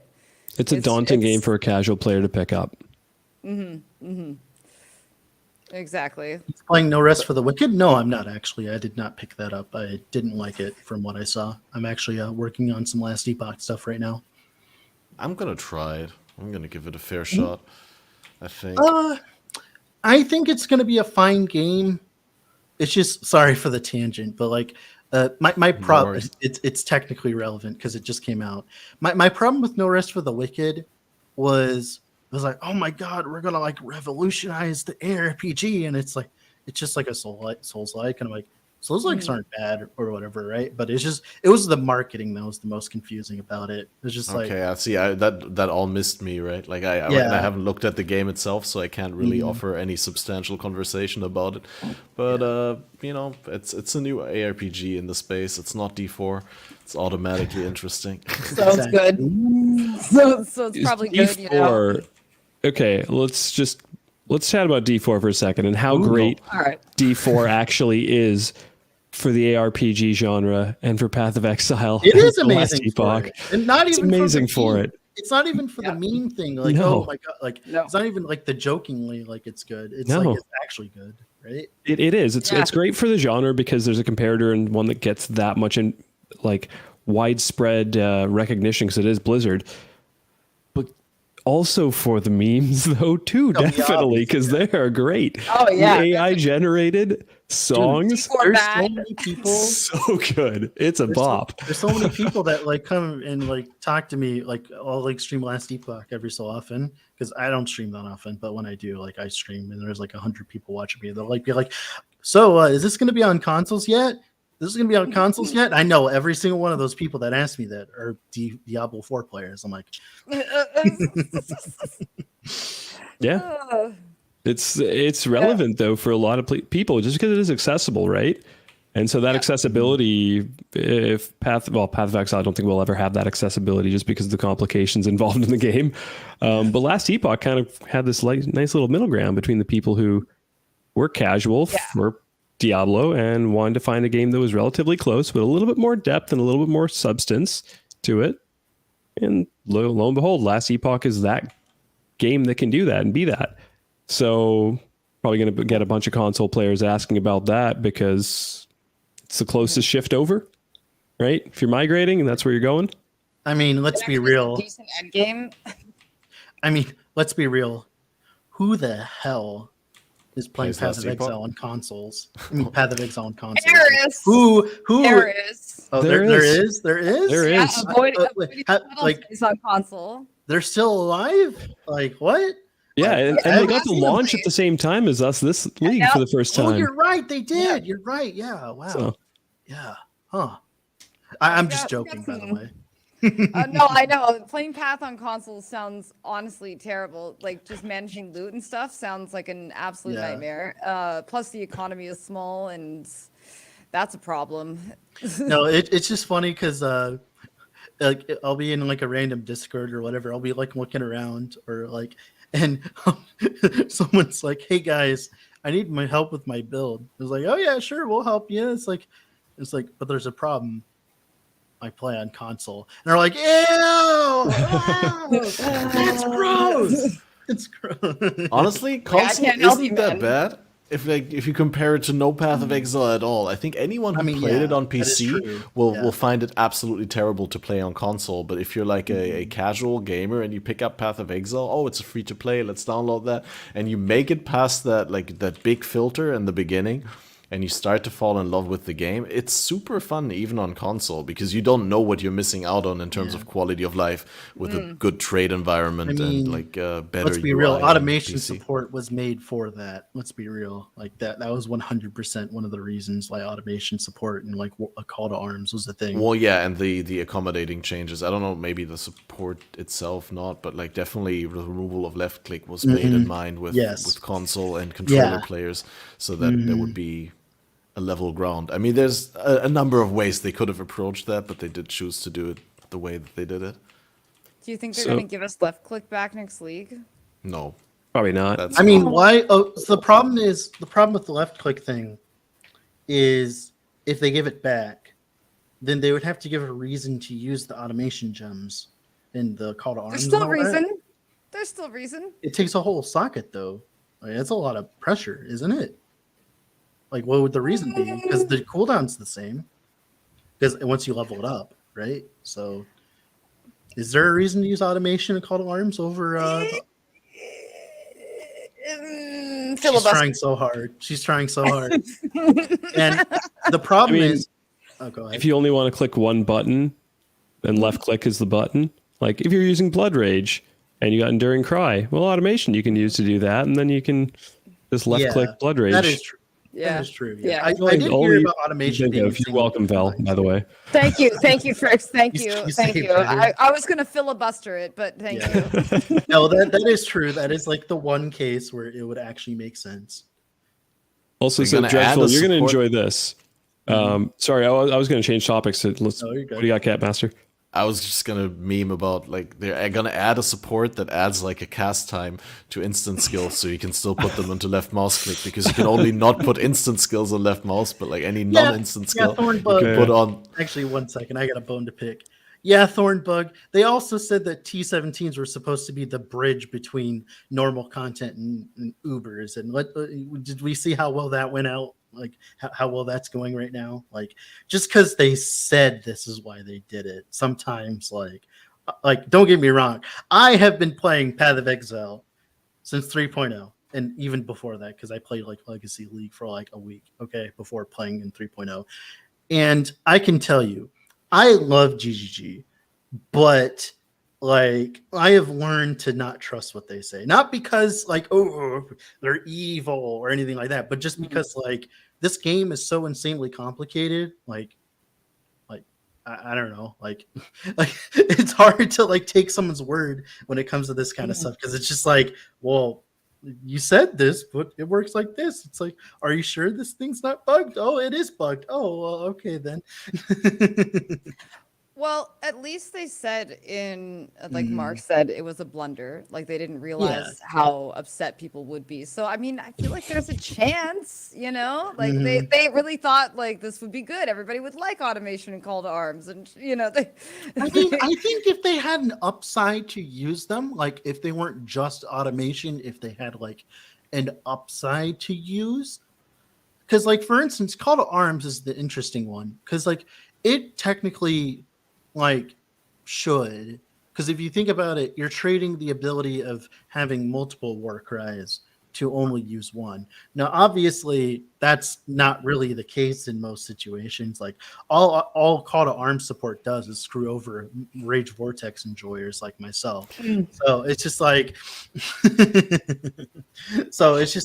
go ahead, I'm sorry. I was just thinking, I'm not a war cry enjoyer, but if you use call to arms, all your war cries are on the same cooldown, right? Oh no, so you can only have one at once. You don't get multiple war cries. You only get one. They don't all go off at the same time. You just Yeah. So you just have the one, and then do you have to just manually click the other one, or are they on cooldown? They all share a cooldown, I think. They all share a cooldown. Holy shit! So wait, You can only have one. multiple war cry? If I call to arms one Like I said, war cry, I can't use multi? Call to arms does not help you at all if you're playing like a multiple war cry build for some reason. Yeah, and It's detrimental.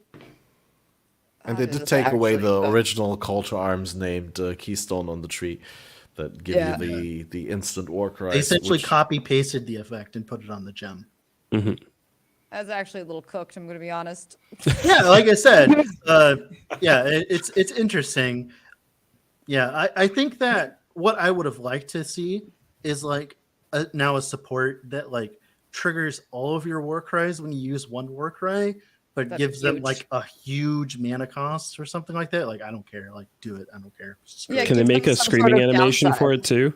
Yeah. Like a really massive just a like, and don't put it in the helm slot, please. Wait, is it called a Wilhelm or something? Is that what it is? The Wilhelm scream, I think. You're talking about the famous one. It's like, ah! Yeah, I know what you're talking about. about. Yeah, that's the one they should Can we give it that?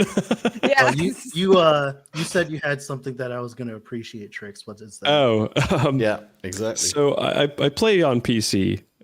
However, there's two games that I've played on console, Diablo 4 and Last Epoch, because I got it on Steam Deck. So I played it with a controller. Which is really funny. It was a little awkward still. Like, obviously they don't have support for it, and so they just had there's a version that you can utilize that does basically have Steam Deck support, and it worked pretty well. Still a little awkward for a person coming over from PC. You said you played Diablo 4, which definitely did not make me happy. No, I'm joking. I mean, I got to know the enemy. So, with Last Epoch, though, it's kind of funny to actually play that on a controller. And I'm like, I will never touch Path of Exile on a controller just because of the fact that I've been playing PC for so long. It would be the most jarring experience. But I've never played Last Epoch. Why not? Go into it with that. It was fun for sure. Like, getting to do a little playthrough on it on the console variant, I guess, was kind of neat. Oh, I wouldn't do it a whole ton though. I like what Thornbug said in chat. The CTA change makes war cries better for everyone who didn't ever use one, and worse for all the builds that used them before. I like that. That's a good way to summarize it. Total arm support should be good for us war cry enjoyer anties. Okay, 100%. or just. Go ahead. It's like maybe automate one and then allow you to click the others. Like, it's kind of crazy. Yeah, that would be fine. I'd be fine with that. When I first read that they showed the same, I had to ask you guys because I really didn't believe that they would. I tried it day one because I was like, "That seems crazy." God, you could have ancestral cry and enduring cry on at once. Oh my God, that's you can't. Yeah. Yep. Yeah, it was from the Keystone before that they share a cooldown. Yeah. So. Yeah, that's actually really, really sad. Because I mean, to be good melee, you need war cries. And totem and blood rage. There's two things you need for melee: war cries and carpal tunnel syndrome. That's I thought you were gonna say totems. Definitely totems is also part of it. Three things then. Karn this league. Karn's a melee player. Except he didn't actually play melee this league. He played DD, just the Dragon's Dogma kind of DD. That was very entertaining to see, by the way. He was playing Dragon's Dogma for the first few days. I was like, look, guys, Karn's finally playing DD. And it was funny because he was playing DD, and then he quit to go play DD, and it was just so confusing. Nice meme.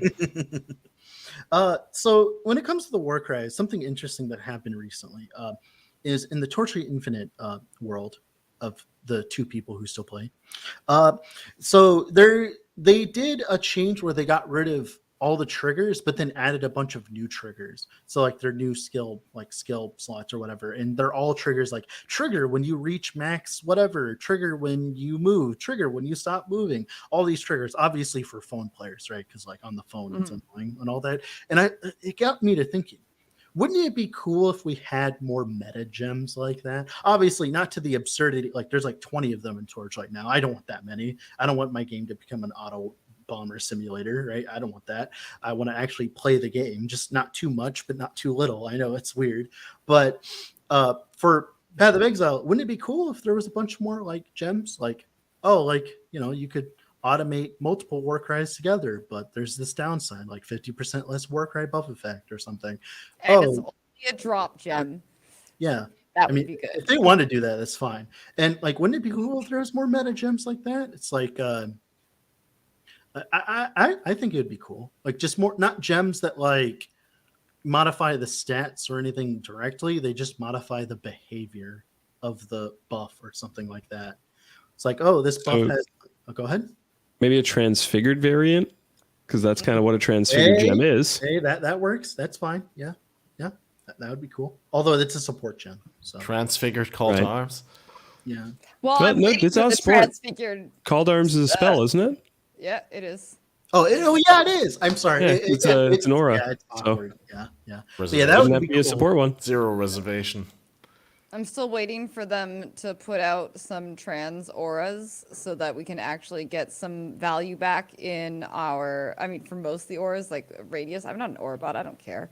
Like, I don't care about AoE. Give me something of value, something to like really farm lab for. Because like, what's the point right now for grand spectrums and the random trans gem that's worth a few divine? Like,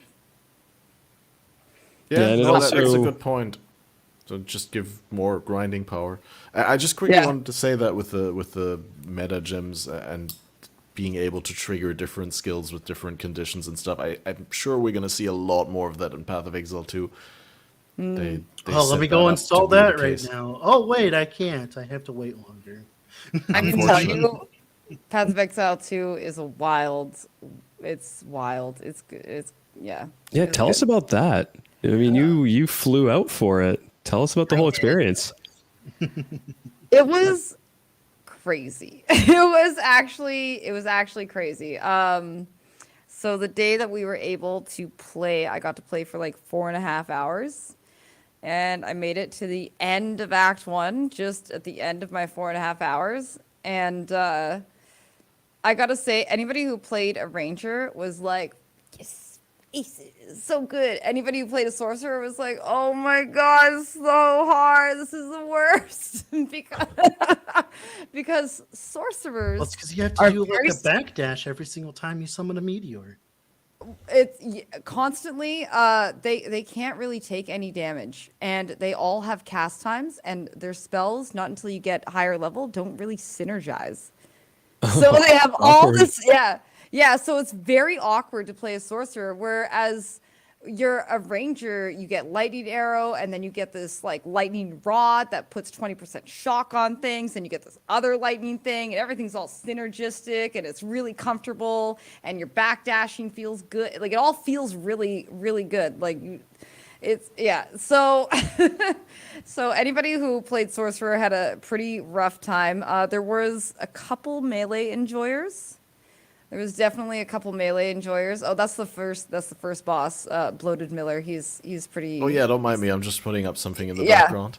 Yeah, I see. Yeah, It looks like me after Thanksgiving. Yeah, so it was a really relative, like, it was a very enjoyable experience, actually insane experience to even be offered to go out, and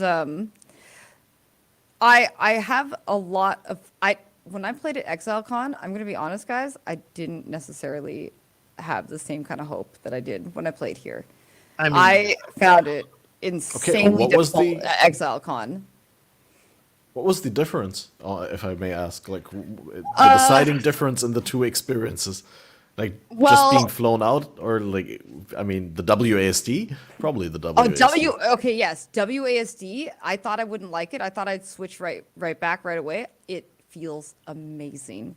It feels so, you have so much control in your movement. It's like I went back to Path 1, and I'm like, I'm slippery. Like, I felt slippery or something. Like, it wasn't the same. You just have absolute control over movement. It feels so good. Which makes reading a dodge or a mechanic so much smoother. It's night and day difference. I don't think I'll go back. If they add it to PoE 1, I'm going WASD 100%. oh yeah. 100%. No, you'll absolutely, I saw what Nini said, you will not be forced to play WASD. So when you start the game, it asks you between WASD and mouse. And at any time, you can just hit escape and pick between the two. So you never have to you never have to worry about one or the other. I never actually went back to mouse that time. So I can say WSD actually feels really good. The only thing that was awkward about it was if you had a skill that you had to like continuously hold down and it wasn't on your mouse buttons, which by the way, having 2 mouse buttons to hold down skills left or right was really nice. But like, let's say mine, I had to do like W and then hold down R and then like hit a potion. And I'm like, oh my God, my fingers, you know, it was a little awkward in that case. It took a little bit of time to adjust. But I did adjust, and it was that definitely made a huge difference. In the Exile Con, they gave you the sorcerer, they gave you a monk, and they gave you like I want to call him a marauder, but I don't think that's what he's called, fighter. I don't know. And they all started in different acts. Monk started in Act 1, like the fighter was in Act 4, the sorcerer was in Act 3, and the huntress was in Act 2. Huntress was the best one for starters, and most synergistic again. I played all of them. But you could not mess with the skill tree. You had no idea what your abilities were. Oh, at really? all. You couldn't even touch the skill tree? Wow. Couldn't touch the skill Damn. tree. Damn. But in the demo that I played in LA, we could touch. Now I'm going to tell you guys, skill tree wasn't done. I mean, I would hope not.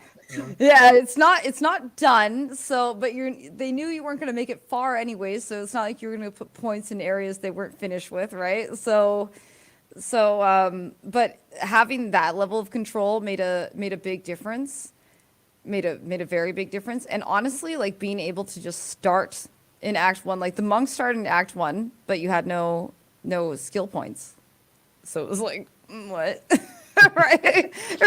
But in LA, you were able to everybody was able to start in Act 1. You had skill points. You had, you can pick your gems. You get this uncut gem, and then it shows you between like different gems which ones you can pick.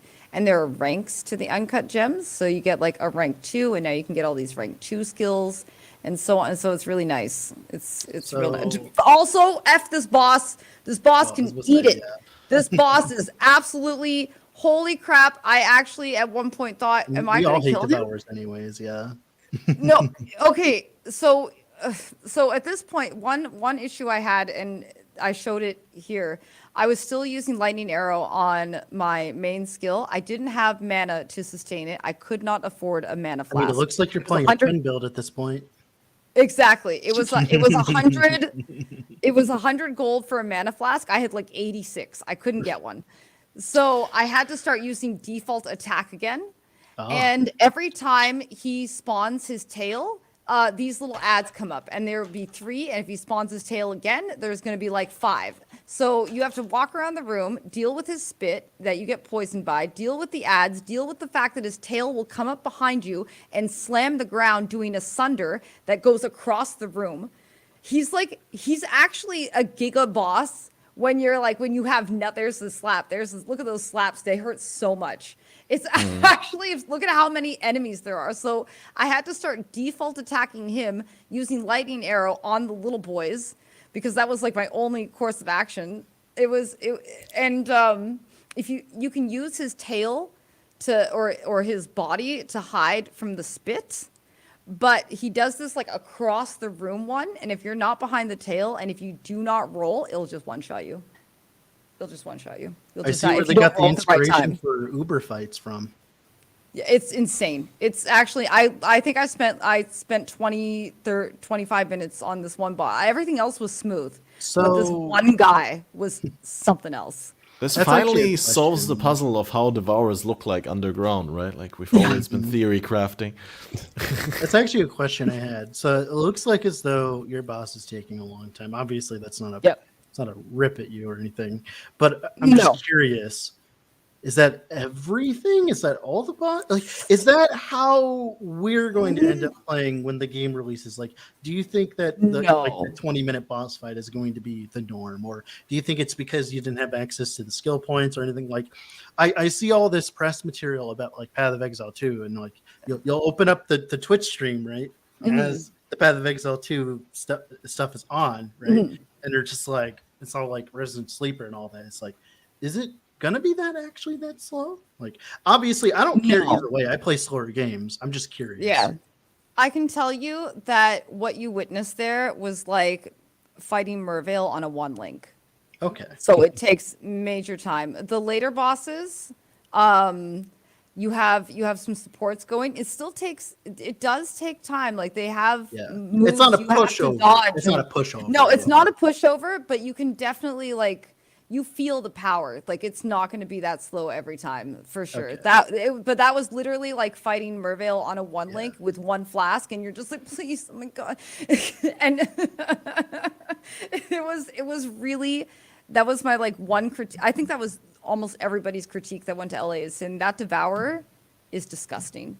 Like there's something seriously wrong with him. It's there to set a precedent, right? They want the game to be rough. But first of all, I want to say, like, in the context of a demo, stuff like that is really hard to judge, right? Yeah. Like, Yeah. I think you having access to the passive skill tree actually helped in comparison to the experience at ExileCon or the experience that I had last year at Gamescom, where you just set up with a character and you don't know, you can't judge the relative power level that you're at. You're like, am I early in this, or am I overgeared? Am I undergeared? I don't know, right? Yeah. And so it's really hard to tell why are things taking so long.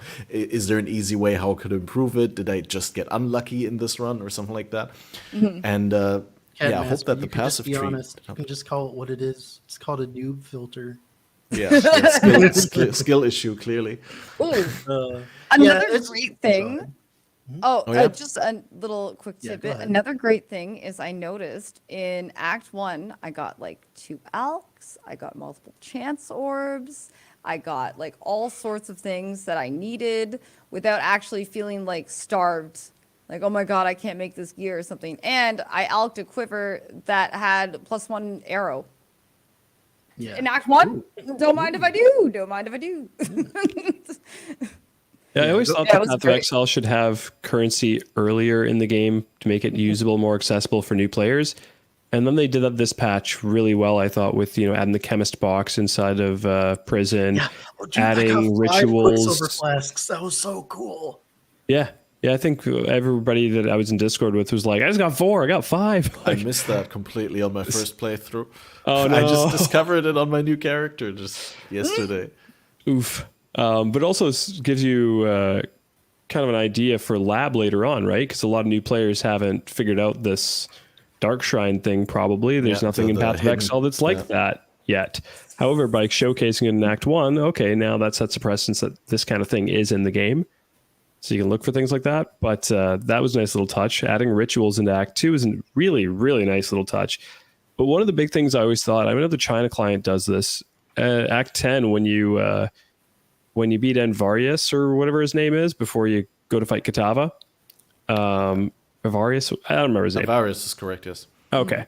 Anyways, in the China client, you get a 5-link instead of a 4-link. Oh. And I always thought that was a great idea to do. Like, okay, you're getting into maps, your power spike needs to happen soon.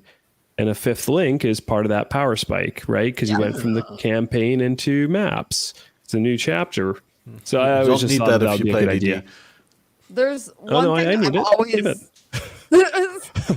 I'll take it. Damage? Yeah, I got this.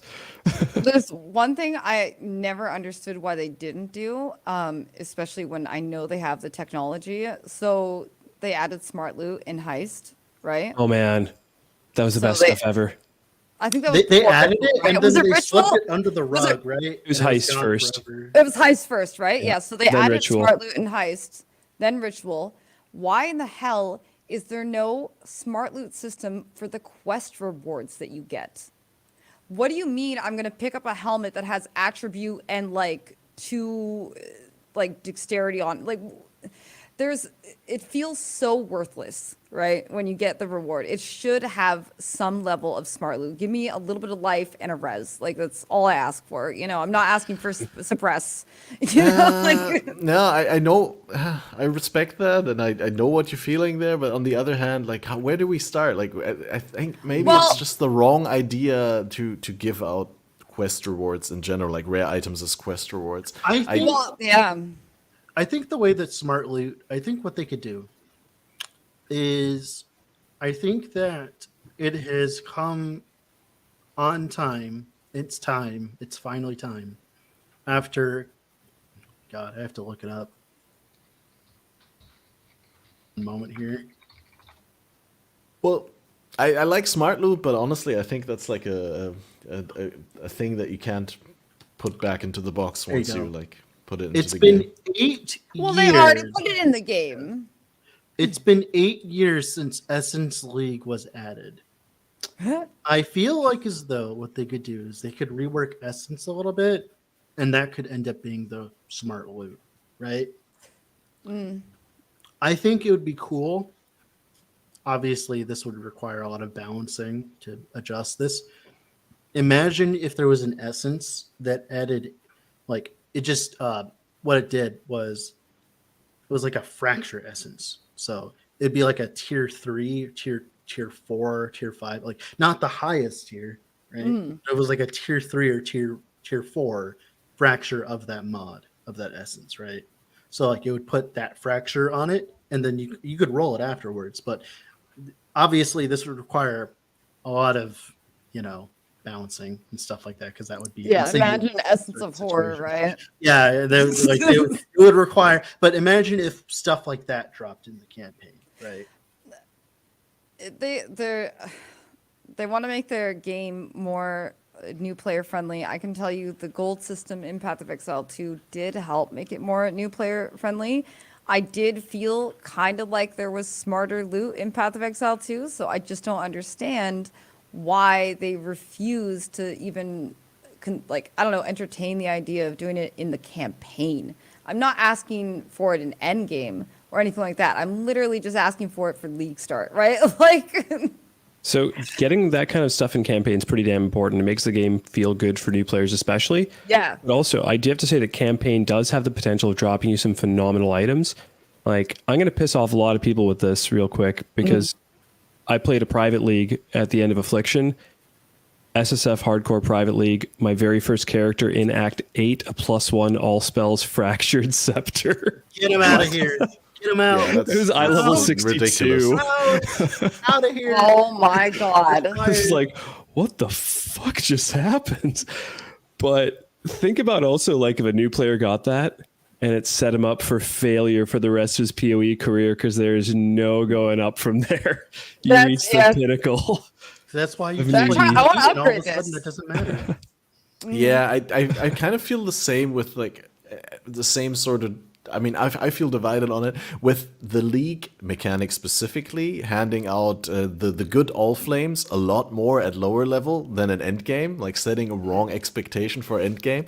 Similar also with the corpses, like some of the rarer corpses are extremely common, it seems like, in lower level, or at least on a subjective experience. I talked to a bunch of mates about that, and yeah, on the one hand, I think it's really cool if early on you get like stuff handed that teaches you how the game works and shows you, hey, this is in the game, right? But then at the same time, you got to be really careful with the expectation that you set for end game there.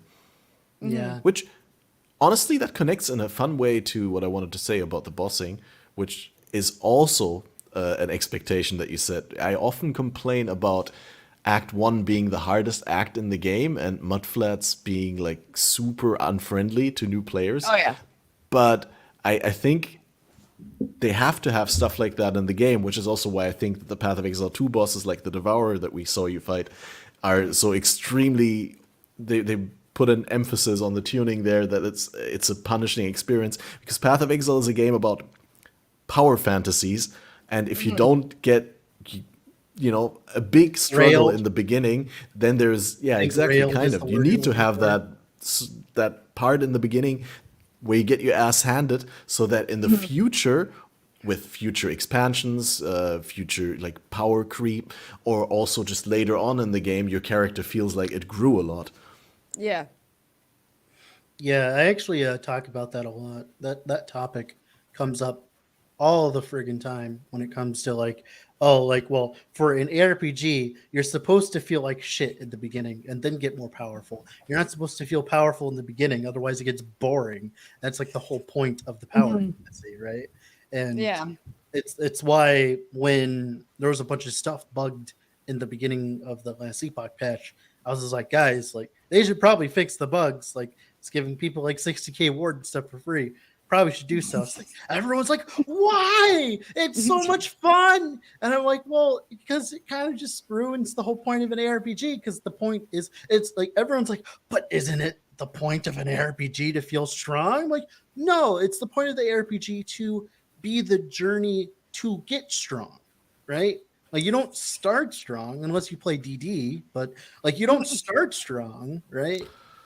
Well, that's interesting. Okay, so I've had this little discussion with a bunch of friends of mine before, and I always have this little theory, I guess you could call it. Like Diablo 4, you feel powerful pretty darn quick, like almost and off then the it bat. gets boring. It gets Yeah, boring. Yep. you feel very strong, and in Path of Exile, you don't. But it's also thematic of the game itself. In Diablo, you're the fucking Nephilim. Like you are a like demigod almost kind of in a way. So yeah, you feeling powerful is par for the course. In Path of Exile, you're some shit stain who's just washed up on the beach, who is a nobody, a vigilante, whatever the hell, and you're in this world that's trying to absolutely murk you at every given time, and your job is to grow in power and grow into this role. Yeah, like for instance, Don't worry, I'm gonna kill gods. One of the most like that's the thing, you grow into it. One of the most memorable voice lines is when the duelist he meets the sword guy Doresso. He's like, "Wow, he's so cool." Even though like I'm about to go kill some cosmic horrors in a few hours, like he's like, "Wow, this guy was so out of my league." And then he's like, "Oh yeah, the elder, whatever." I kill him times, and yeah, that's always like. I feel like that's the part that people miss about the ARPG thing. It's like it's not only about being powerful; it's about getting there. And I think Pee-wee does a good money. job with that. Moolah. It's not about the destination; it's about the journey. That's right. That's right. Making those fat fucking stacks of cash. I think honestly that's also something they're gonna address with PoE 2 is like the too big, too soon, too fast. The getting to the cosmic entities real quickly. They Well, yeah, if a Devour is in your way like that, Val, like I don't know how you'll deal with the other bosses. Or Well, I can tell you the other so there's you go out to the beach area right out of town. There's actually this witch boss who does a bunch of cold spells and summons dogs. Like okay, first of all, like every boss has ads. Every single, I swear they all have ads. I don't know if it's because you want like, I don't know. It's just, oh man, they all have ads. It's fine as long as they get flash charges. I don't think they do. I don't think they do. I'm pretty sure you only get flash charges from rares. Are the axe corpses detonatable? Because I found a build. I doubt that they let that be good. I doubt that they let that be good in the next game. We didn't get any like minion or anything like that. Our skills were more basic, but yeah, so there was this witch out on the beach, and she, while being a little difficult, is not nearly like that Devourer for some reason. Yeah. Like that one guy is just insane. But there is one thing, like they definitely. So one thing that they did, they added crossbows in the and what they didn't do, armor piercing bolts. That's gone, thank God. Oh, it is? Oh my god. Yeah. So they added crossbows, and everybody who got a crossbow in Act 1, turns out they did not tune them down from Act 4 damage. So anybody who got an Act 1 crossbow just one-shot bosses. Just like whatever, boom. And those poor people couldn't use their footage because... Wait, what do you mean I couldn't use my footage? What? Yeah. Oh, that's so mean. Like, you mean I can't even use a clip-it of it? You mean I can't save it for like 2 years from now? Oh, that's so rude, man. Dude, I made an OP build I can't show people. Yeah, but let me show you one thing they did do for us. That's cringe. They gave us all these little 64. Other way. Oh wait, here. There you go. Other camera. Oh. All these little hard drives that we can put our data on. Yeah. They're not huge, but they're nice. Soon. That's cool. The game's not going to be able to be held on that in a few years. I'm sorry. No, there ain't no way, dude. There ain't no way. Some footage wouldn't even compress. It was a whole thing. But yeah, they definitely want you to I think that you'll be able to just choose bosses later on in Path of Exile too, Yeah. but they want you to do mechanics. Yeah. They're not hard to do. They're very readable tells and things like that. Oh, hi. I think what you said earlier about the crafting early, and now this discussion about the bosses, it brings up something I've been thinking about for a while. So recently, with I'm gonna bring up Last Epoch again, obviously because it's my job. But so Last Epoch, the first act, they reworked it, and now it's like 20 billion times harder. But they didn't like update anything in the early game progression. Like you still were that random shit stain on the coast, right? And the problem is they'll introduce they'll introduce hordes of enemies because it's like, oh, it'd be cool if like a bunch of like soldiers came and attacked you, and you're using like fireball with no AOE or anything, right? Yeah. And that's been my biggest problem with the Elite's early game in terms of like, well, all the skills I use are useless against the hordes of enemies on my face. And one thing that I would wish, like one of the cool things about LE, right, is the skill system. So I propose, like, wouldn't it be cool if you got your first skill and you got like 3 points to put into it instantly? So you had like a little bit of choice. So you could like, oh, I could do this, I could do that. Because most skills in the game for LE, like the base ones, suck dick. Okay, they just suck dick for the base. And they don't become good for a few passive few points, right? And I think that's the same argument that can be had for Path of Exile, where, you know, one of the good thing about Path of Exile is the crafting system. People like it, right? Yeah. Like, I like the crafting system. It'd be cool if there was more ways of interacting with that early on that were like easier than, you know, like that aren't based on RNG. Like instead of the person giving you instead of the person giving you an item that is like un-ID'd or whatever, like we get now, imagine if it was like ROG. Like imagine you get to ROG craft an item. Oh, like that'd be so much as a nicer. quest reward, right? Like wouldn't that be cool? You get people. That would definitely be cool, but it teaches it's you also about such crafting too. Well, they would balance it, and they would make it so it's not OP as balls. Obviously, like they would make it No for your balance. level. like if you're level 5, like your driftwood club isn't going to have like, you know, isn't going to like have 30% quality and like all this and it'll be a 6-link or It better. like normal ROG. Right? I want to play Heavy Strike. I need a 6-link now, Dad. But no, like I think Act 1. yeah, I think something like that could be cool. That could introduce people into it. You know, and obviously it doesn't have to be powerful or anything. It would just be interesting, right? Yeah, I think it's just again with a singular crafting attempt.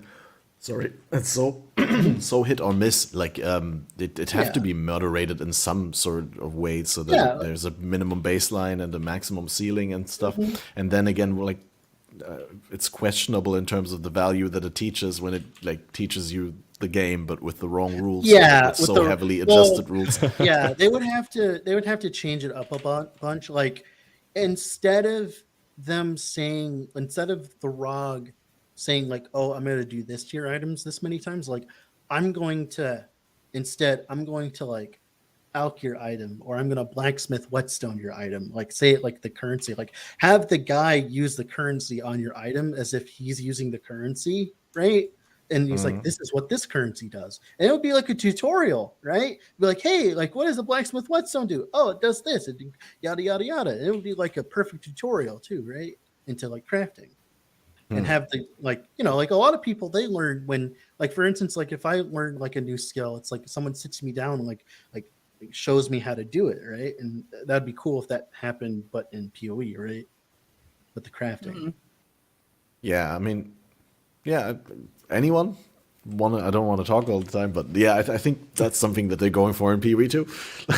Same thing that I said earlier with the... Yeah, that's why I feel like Smart Loot does a great job of kind of solving a lot of that, right? Yeah. Especially why Ritual, I thought, was one of the coolest little additions that they did. I mean, Dweller was really neat too by giving you an essence, so you can learn what an essence is and have the ability to throw it on something and use that early currency. But Ritual was very neat to give to an Act 2 player because you're in Act 2 and suddenly you get a choice of all these different rewards. And this could fill the niche or like fill the slot that I'm kind of lacking in right now. Yeah. Cool. I get to make that choice. And there's so many of them that usually the you're ritual going to get being something enacted is decent. pretty cool, yeah. So, Yeah, but it slows down my speed. I gotta go fast. Yeah, I know. Go fast. yeah, but if you don't have movement speed boots, it'll pick up your speed eventually. It'll give you a pair That's probably. That's true. It actually might. It literally might. Or give I me haven't an looked at essence the or something pool. I can use. I'll be honest. I'm with Vel here. I just ran straight past it, so I don't know. Yeah. I didn't look at the pool. I had a very, very one of my fastest league starts. I did it in like 5:20. Not bad. It was pretty good. Sweet. I just I'm not a very fast league starter. That's about how fast I get. down. So, yeah. Yeah. That's I actually get bogged down with mechanic and stuff. I'm unpracticed at this point, so it's not great. At one point, though, it was like 3 hours and 35 minutes around there. Ooh, Wow. damn. But I want to gamer. hit that mark. Been a while. Nerf DD. That's the goal. That's the dream. No, it's armor cremation the whole way, right? Like you just rolling magnet, Yeah. armor cremation. Oh, such cozy, comfy leveling. I think additions like that, though, with like, with the ritual, is like, sure, it takes time, but a person who's slow and new to the game doesn't care about their time. They're going to be like an IGN reviewer, and they're going to take 8 hours to get through the first act. Like, so adding things that add value but take time might be the perfect way of introducing more depth to the campaign for people that aren't just trying to rush it. Because, like, let's be real, it doesn't fucking matter what they add in the campaign. I'm just going to rush straight past it. Like, whenever there's new league, rush straight past it. Whenever there's anything, just rush straight past it. Let's discuss, though, real quick, hiding those damn 2 recipes in random places this week. Why? I'm not going to go look Which around one are you for a talking about? candle. Like the know, movement there's speed one- recipe, or There's one in Act 2 In at the caverns. base in caverns, where you have to, like, I don't know, find some sort of rectangle thing to click on, and it opens up a door. And then there's another one inside the library 2nd floor where you have to find a candle and click on that to get a recipe. oh, really? Yeah, So dumb. really dumb. It's really dumb. I had no idea. To be fair, I wasn't going to use the one recipe in caverns anyways, but I wanted it, right? I know that they moved the movement speed boots from caverns to a beginning of Act 3, which I didn't like as much because when I enter Act 3, I have to like do that little side track to the bottom to click it instead of not running straight to the guard cap. Yeah, Explains it's what I'm actually missing to this league. yes, exactly. I didn't realize that I was actually missing them because they moved them. I was like, oh my god. I don't know why they I had to did go that. back. Yeah, It was very for silly. flavor. One of the things I was going to say is that's one of the genuine reasons why I also do like hardcore. And I know I'm in the very small minority, but it does make it so that you kind of have to stop for a brief second. Like some of the Zoomers, like myself included, wouldn't like, we knew what gear we needed. We'd have it on the loot filter. We'd pick it up while we're moving and just switch in while we're moving. Town is lava. Don't stay in town. But the majority of people will have to take a moment every so often and go, am I going to be able to make it through the next act with this shit gear that I'm wearing right now? So that's why I do like things like that kind of do slow the game down a little bit so that you have to make conscious decisions.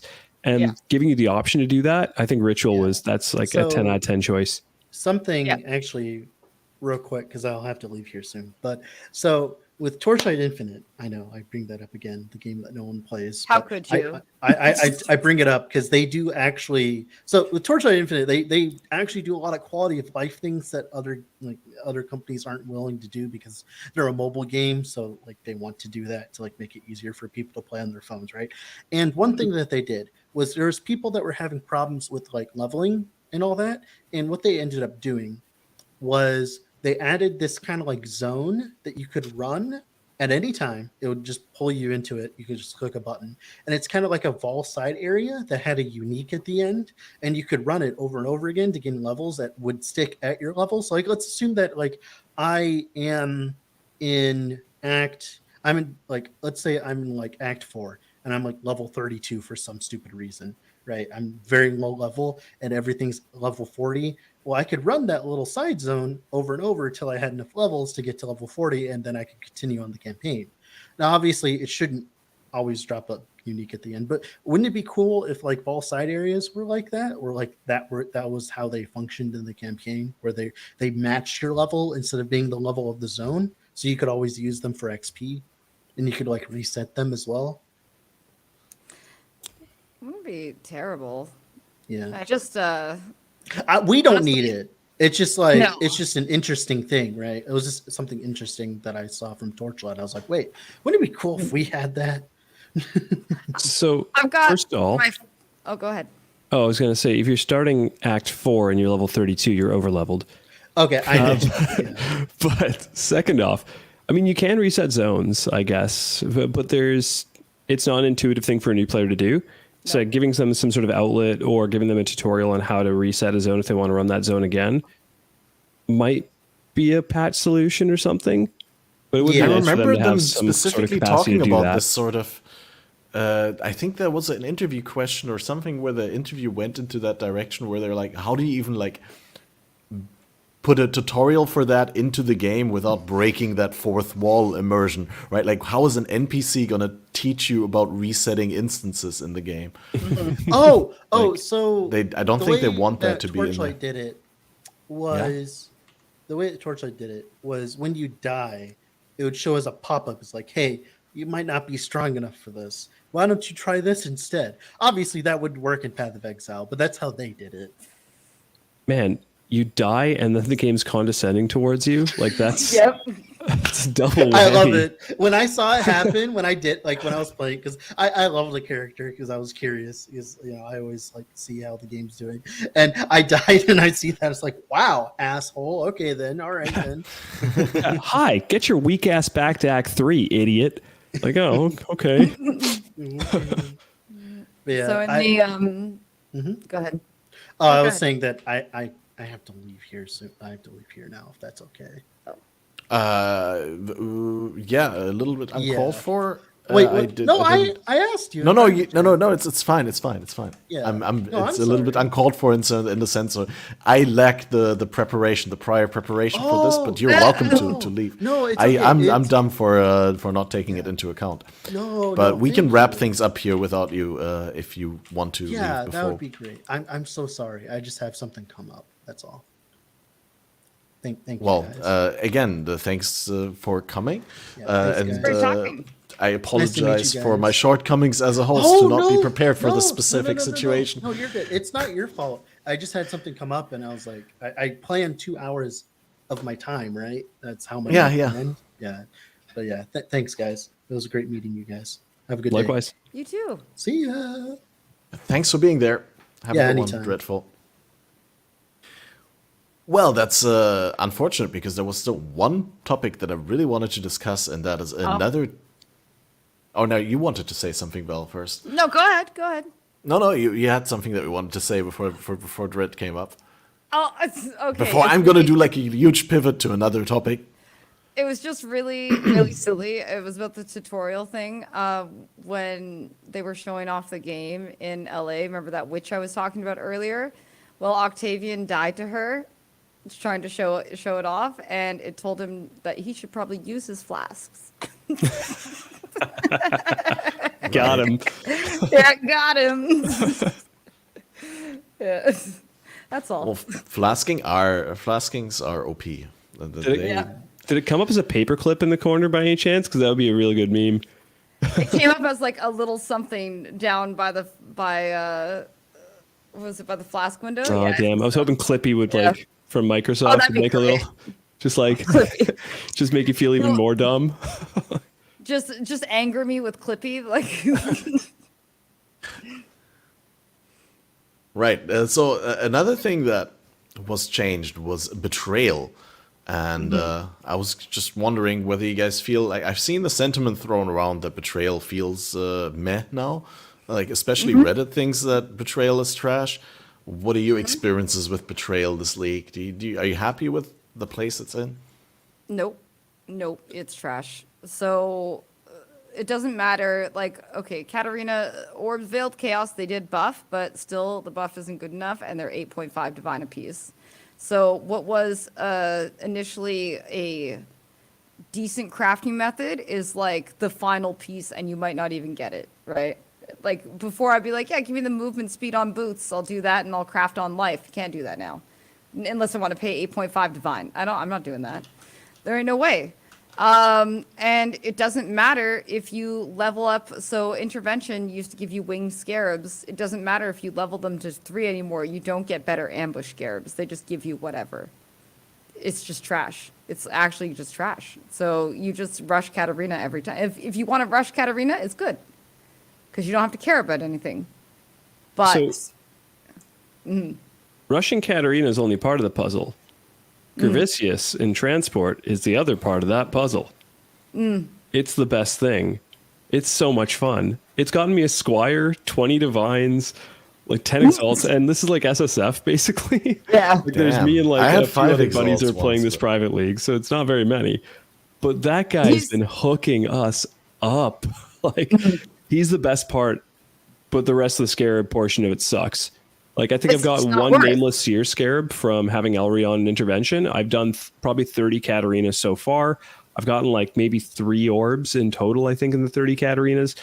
And there's no more veiled chaos orb, so now it's the veiled orb.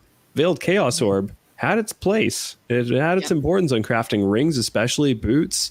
You got rid of that. You got rid of fractured bases in a lot of ways, which is what we were using a lot of our essence currency on, which has obviously shifted a lot.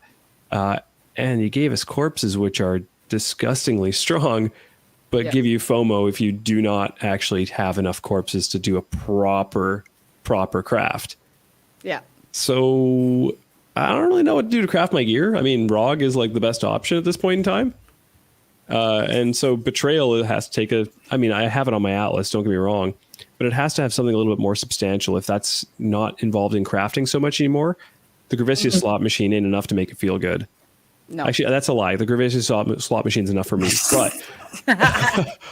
but for a lot of other people, it's I just like great. More things like Gravicius, like where you want one specific guy from the Betrayal to be in a specific place when you run the safe house or when you run the Katarina. The rest of it don't matter.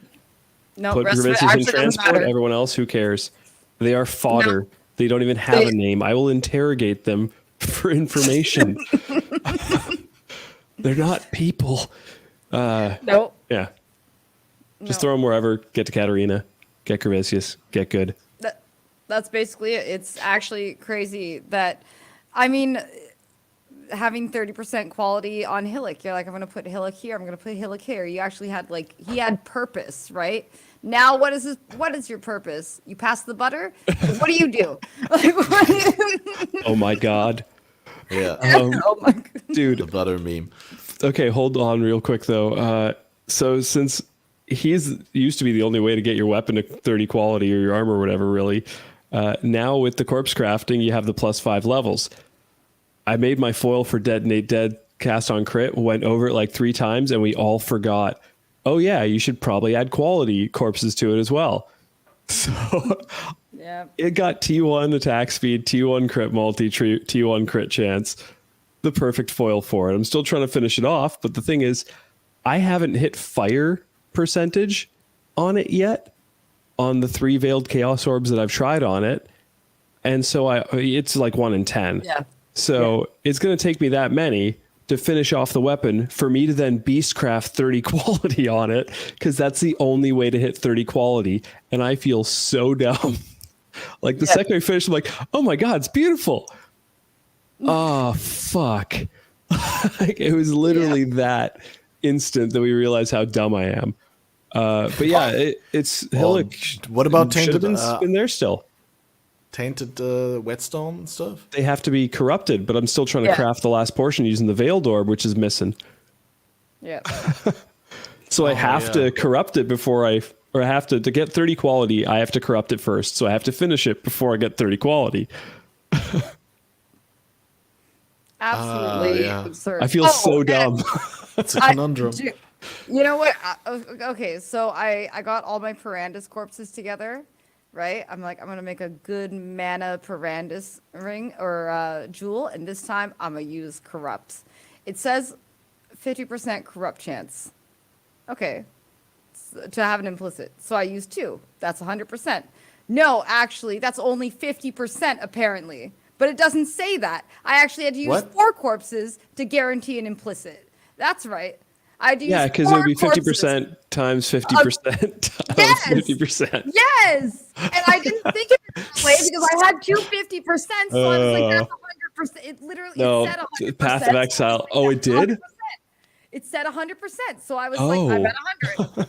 No, Wait, I actually needed 200%. So you can't even guarantee it? You can only guarantee it if you use 200% for corruption.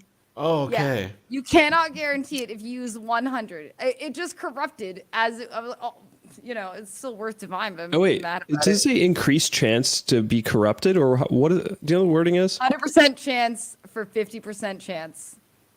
100% chance for a 50% chance. Okay. I thought it may have been like 100% increased chance to corrupt it. And I'm like, okay, well, if the implicit corruption is 25%, 25% times that by 4, technically, I guess they weren't lying. No, but I mean, I didn't realize because when I went over the craft, it was like 100%. I'm like, all right, that's going to do the implicit for sure. Nope. Nope. Path of Exile math. Fun thing. Good old PoE math. Thing I learned. Yep. Yeah. I should have known too. I should have known. I felt it, and I was like, no, this is 100. We're good. Also, I do have a theory, by the way, about this league and the whole corpse crafting aspect. Like we talked about, gathering all your corpses and getting all 100 of them to Duke 1 craft. Yeah, I have a feeling that they were like, okay, that whole event in LA cost us a ton of money. The PoE 2 fund is starting to look a little bit dry. Sell stash tabs. I got the perfect league. Micro management the league. Yeah. Yeah. Oh yeah. I don't believe that, but it's a fun meme to think about it like that. It's a good one though. I'd think that way. I'd be like, all right, guys, let's just pitch this beautiful idea. Stash tab league. I'll call it cold storage league or the cold storage sale. Sell me quad tabs galore. Do you think there's any chance that grave crafting goes core eventually? Maybe not after the league, or comes back in like a simplified form? No, I mean, we still have harvest. Okay, what if you took 2 items, right, and you used something on the 2 items and it like melded those 2 items together? That sounds like the perfect thing, doesn't it? Bring back recombinators. Isn't that just awaken a woke orb? Isn't that just... It's recombinators. Recombinators and woke orbs? Like, give them, yeah.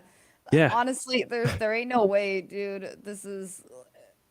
Everything has... It's like a harvest. Everything has T1, so nothing has value.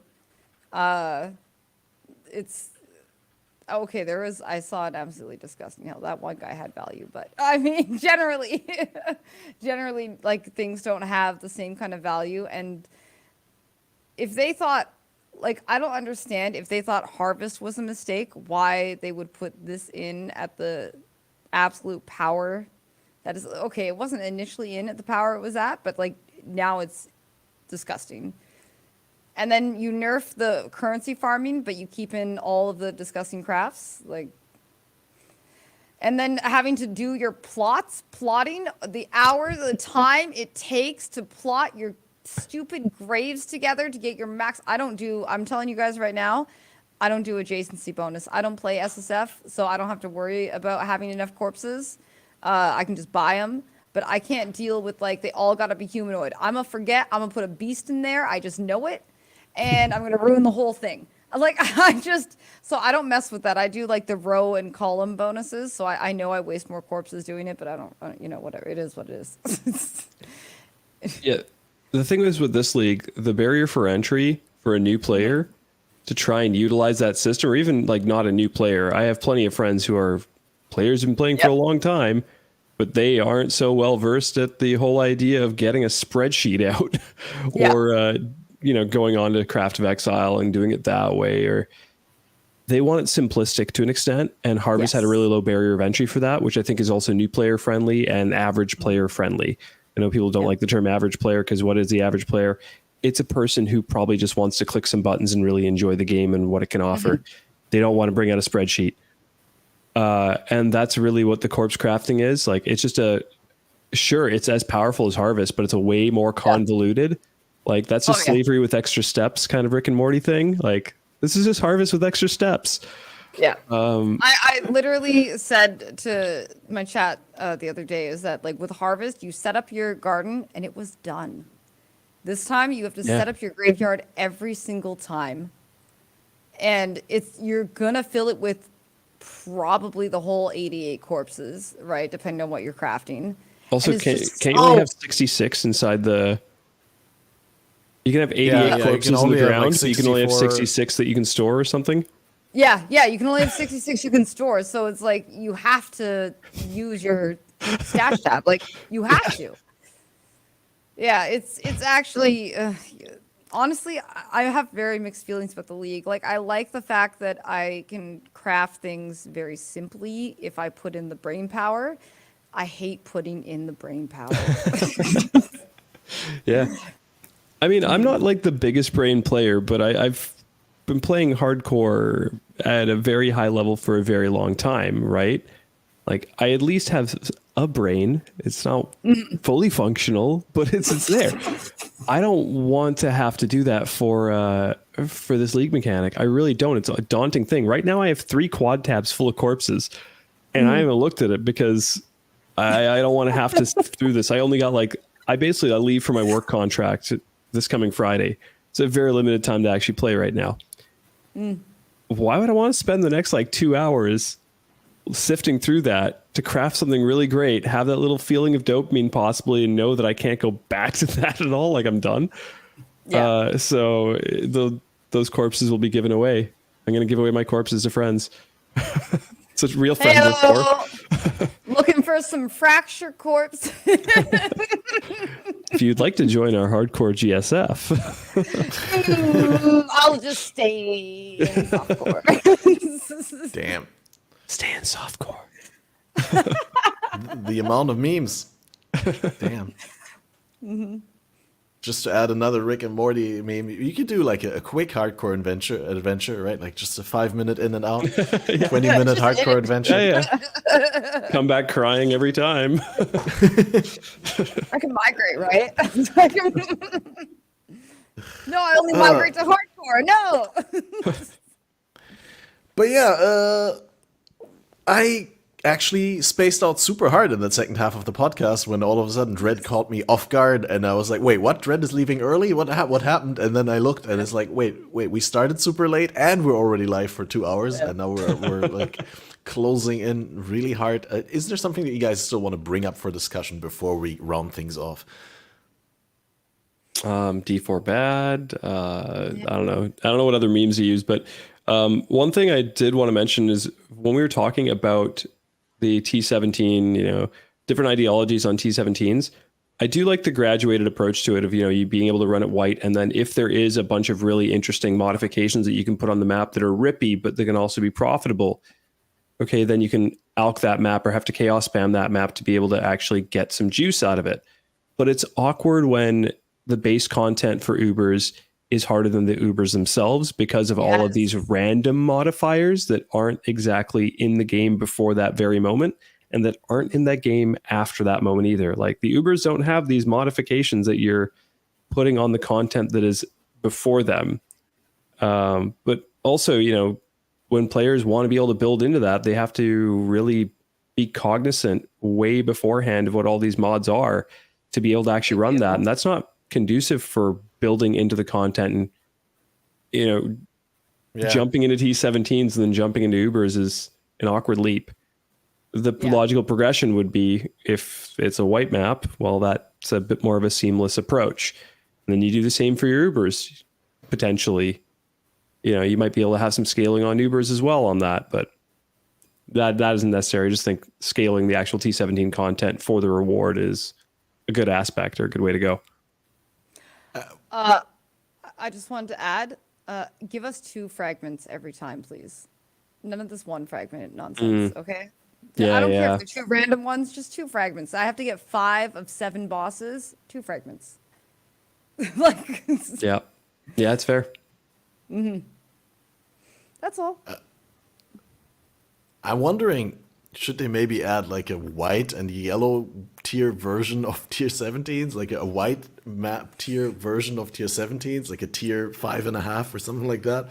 That is then, because the problem that you just spoke about with the mods, or like one aspect of that problem, is that the player gets introduced to the mod pool way too late, right? Like only when you get your first tier 17 and you see them, there's no contact with the special mod pool previously in the game or prior to that in the game, and also not later. So maybe, yeah, that was just an idea that passed my head. I don't want to fully discuss it. I don't know all the implications in and out, but yeah. I just think about a person who's maybe been playing the game for like 3 leagues and gets to their first T17 map, and they look at it and they go, what the fuck is this? Like, Yeah. I've never heard of any of this stuff before. How am I supposed to figure this out? To the Let's talk wiki, about- which never feels good for any game. Let's just talk about the insane impale mod that takes up like 3 lines. That one, and you're just like, but is this really gonna hurt me? You know, like, you don't really know, right? You're like, You mean you impale spent more hurts. time looking at the mod, Yeah. trying to figure it out, than to actually playing the map. Then you see Exactly. Union of Souls and you're like, oh, that's one line. We're good. Yeah. Nope. Nope. Not even a little bit. Well, I mean, I think this is a great jumping off point. Do you have anything that you want to plug? I mean, Tryxt, you have your work season coming up. Do you want to maybe advertise your workplace and have people come over there? No. Hey, nerd. Oh, fuck. No, just go follow Catmaster and Vel. Go say hi to them. I'm not going to be around. But you're going to be back, right? When are you going to be back? 3 months I'll be from now? back Next in week? October. So my work Wow. season goes from May until October. Basically, I run a seasonal resort in a mountain town that is open during that portion of the year. So we do our little bit of a preamble before the season starts by doing hiring and all that fun stuff. I get to be in Vancouver during that time. It's a beautiful city, lucky for it. And then I get to go to a beautiful national park for the summertime and work my balls off because it's a 7-day a week kind of thing for me, 6 days a week at least, 10-hour days. So it allows me to have the time off during like between October and more like November and January. There's a little bit of time that I get to be able to play games and be a degenerate. And unfortunately, Gauntlet started the day I went back to work. No. Literally, it was Yeah. February 1st. So kicking the nuts. But anyways, usually I get to play things like Gauntlet, which I've luckily done fairly well in one of them at least. Except for up to recently. Now it's every time miss Gauntlet. But that's usually when I get to have time to be able to dive into the game. And so Affliction League, I got to dive in pretty well, and it was a super fun league. And in the past, it's unfortunate that I have missed a lot of the summer leagues, like Expedition and Crucible. Mirror of Lake of Calandra was another one that I missed. Oh, you weren't missing much except for the night wings. It's been amazing. So I don't know how I lucked on that, but I'll hopefully be back for next winter league, and hopefully it'll be a good one too. Hopefully right in time for the gauntlet of the league, if there is one. Well, they said Who they knows? might actually skip one league, do a gauntlet, skip one league, do a gauntlet. So maybe they do one on the league that you're gone. Let's just hope there is one when you come back. 'Cause I'd love Honestly, to see you even if compete again. there is one, I would fail miserably. But I did say in the last one I played in, but I feel like these ones are even harder. Like Ben's run in the last gauntlet, holy mother of God. I didn't think anybody would clear it, except the one thing I did say was, unless they get Defiance of Destiny, and sure enough, he dropped it. But like, that's insane. There's no way in hell I could have gotten halfway to that far. The gauntlet has gotten worse and worse. Yes. It is hard. I want to get good at it again, but I don't even know where to start. So many things to practice. Vel, do you have any upcoming video projects, tutorial guides, anything that you want to shine a spotlight on, or just, what's your next build that you're gonna be excited to play? Well, I have to do my build guide for Tornado because I think it deserves one. I think it's a really good build with a really low barrier to entry. So it's really great. I also I'm hoping they don't nerf it too hard because I know they will, but I also made a Archmage Firestorm of Pelting, and they are popping off. Oh my god, they're disgusting. I love them so much. I don't even have Awoken Spell Echo yet because it's 70 Divine, and I'm poor because of all my grave crafting. So, so I want to like finish up that character, and then I'm thinking it's good enough. I might do a guide for it. Like, no, it's definitely good enough, but like, you know, is the effort worth it if they're going to nerf it into the ground? And you think they are? I think they might nerf Archmage a little bit. It's like really potent. It's really potent, this league. I think it's even more potent just based off of the mana crafting stuff you can do this league. That's making it even stronger. You can't even mana tag in Harvest, so you know it's Nope. it's pretty disgusting. It is definitely pretty disgusting. And then I'm thinking maybe the next one. So I'm between the Poison Concoction of Bouncing. I might go back to my Explosive Concoction. I haven't updated them in a while, and honestly, with the new one having 10% base crit now, even though it is a skill that can't use a weapon, it's pretty interesting. Plus the fire, the fire flask, ruby flask gives like 75% crit multi if it's up. Imagine that with that new belt. Ooh, boy, I would like that a lot. So I'm thinking that, or maybe the elemental hit, because that's supposed to be really good. So I'm a little on the fence. I might put up a poll and stream and let them take the wheel. Yeah. Okay, we can be excited for that, and you guys can be part of that poll. So go over there, guys. If you haven't seen Vel's PoE2 gameplay, there's a full video on her YouTube that we played sections of in the background. Definitely check that out. And maybe if you want to get Tryxt hyped for the next gauntlet, then just blow up his Twitter or his Discord or his comment section somewhere. And definitely also check out Dreadful, who had to unfortunately leave early, but that's my bad, because we started kind of late, and then I also completely missed the fact that we already went way over time. So with that said, guys, if you've missed the beginning of the podcast, you can always check this out in full. It's rewindable on YouTube. The video is on Spotify. The audio version's on all the other podcast platforms. And we also have the FATED RPG channel on YouTube now, which I'll link in the description and in the pinned comment, where I re-upload those episodes after they've been live on the main channel. And I can't give you any spoilers for the next episode because it's all in the air still. We might do one next week. We might sit one out. Don't want to do too many. But there's definitely more coming later this league. And, thanks for joining. Thanks for having me. If I haven't said that. Yeah, Thank glad you for having to me have as you well. back on. I'm happy that we could manage to get this out of the way, or not out of the way is the wrong word, but I'm happy that the scheduling, the thing came together. I'm happy that there was a lot of things up in the air. I think Tryxt, you are leaving soon, and then Vel needs to go to a WoW raid in a couple of minutes, so we have to end quickly. I got 10 minutes. I gotta go. All right, we're going. Bye, guys. Have a great one, and we'll talk soon again. Thank you so much. Definitely. I know a lot of people want to send blankets or water. Just send your cash.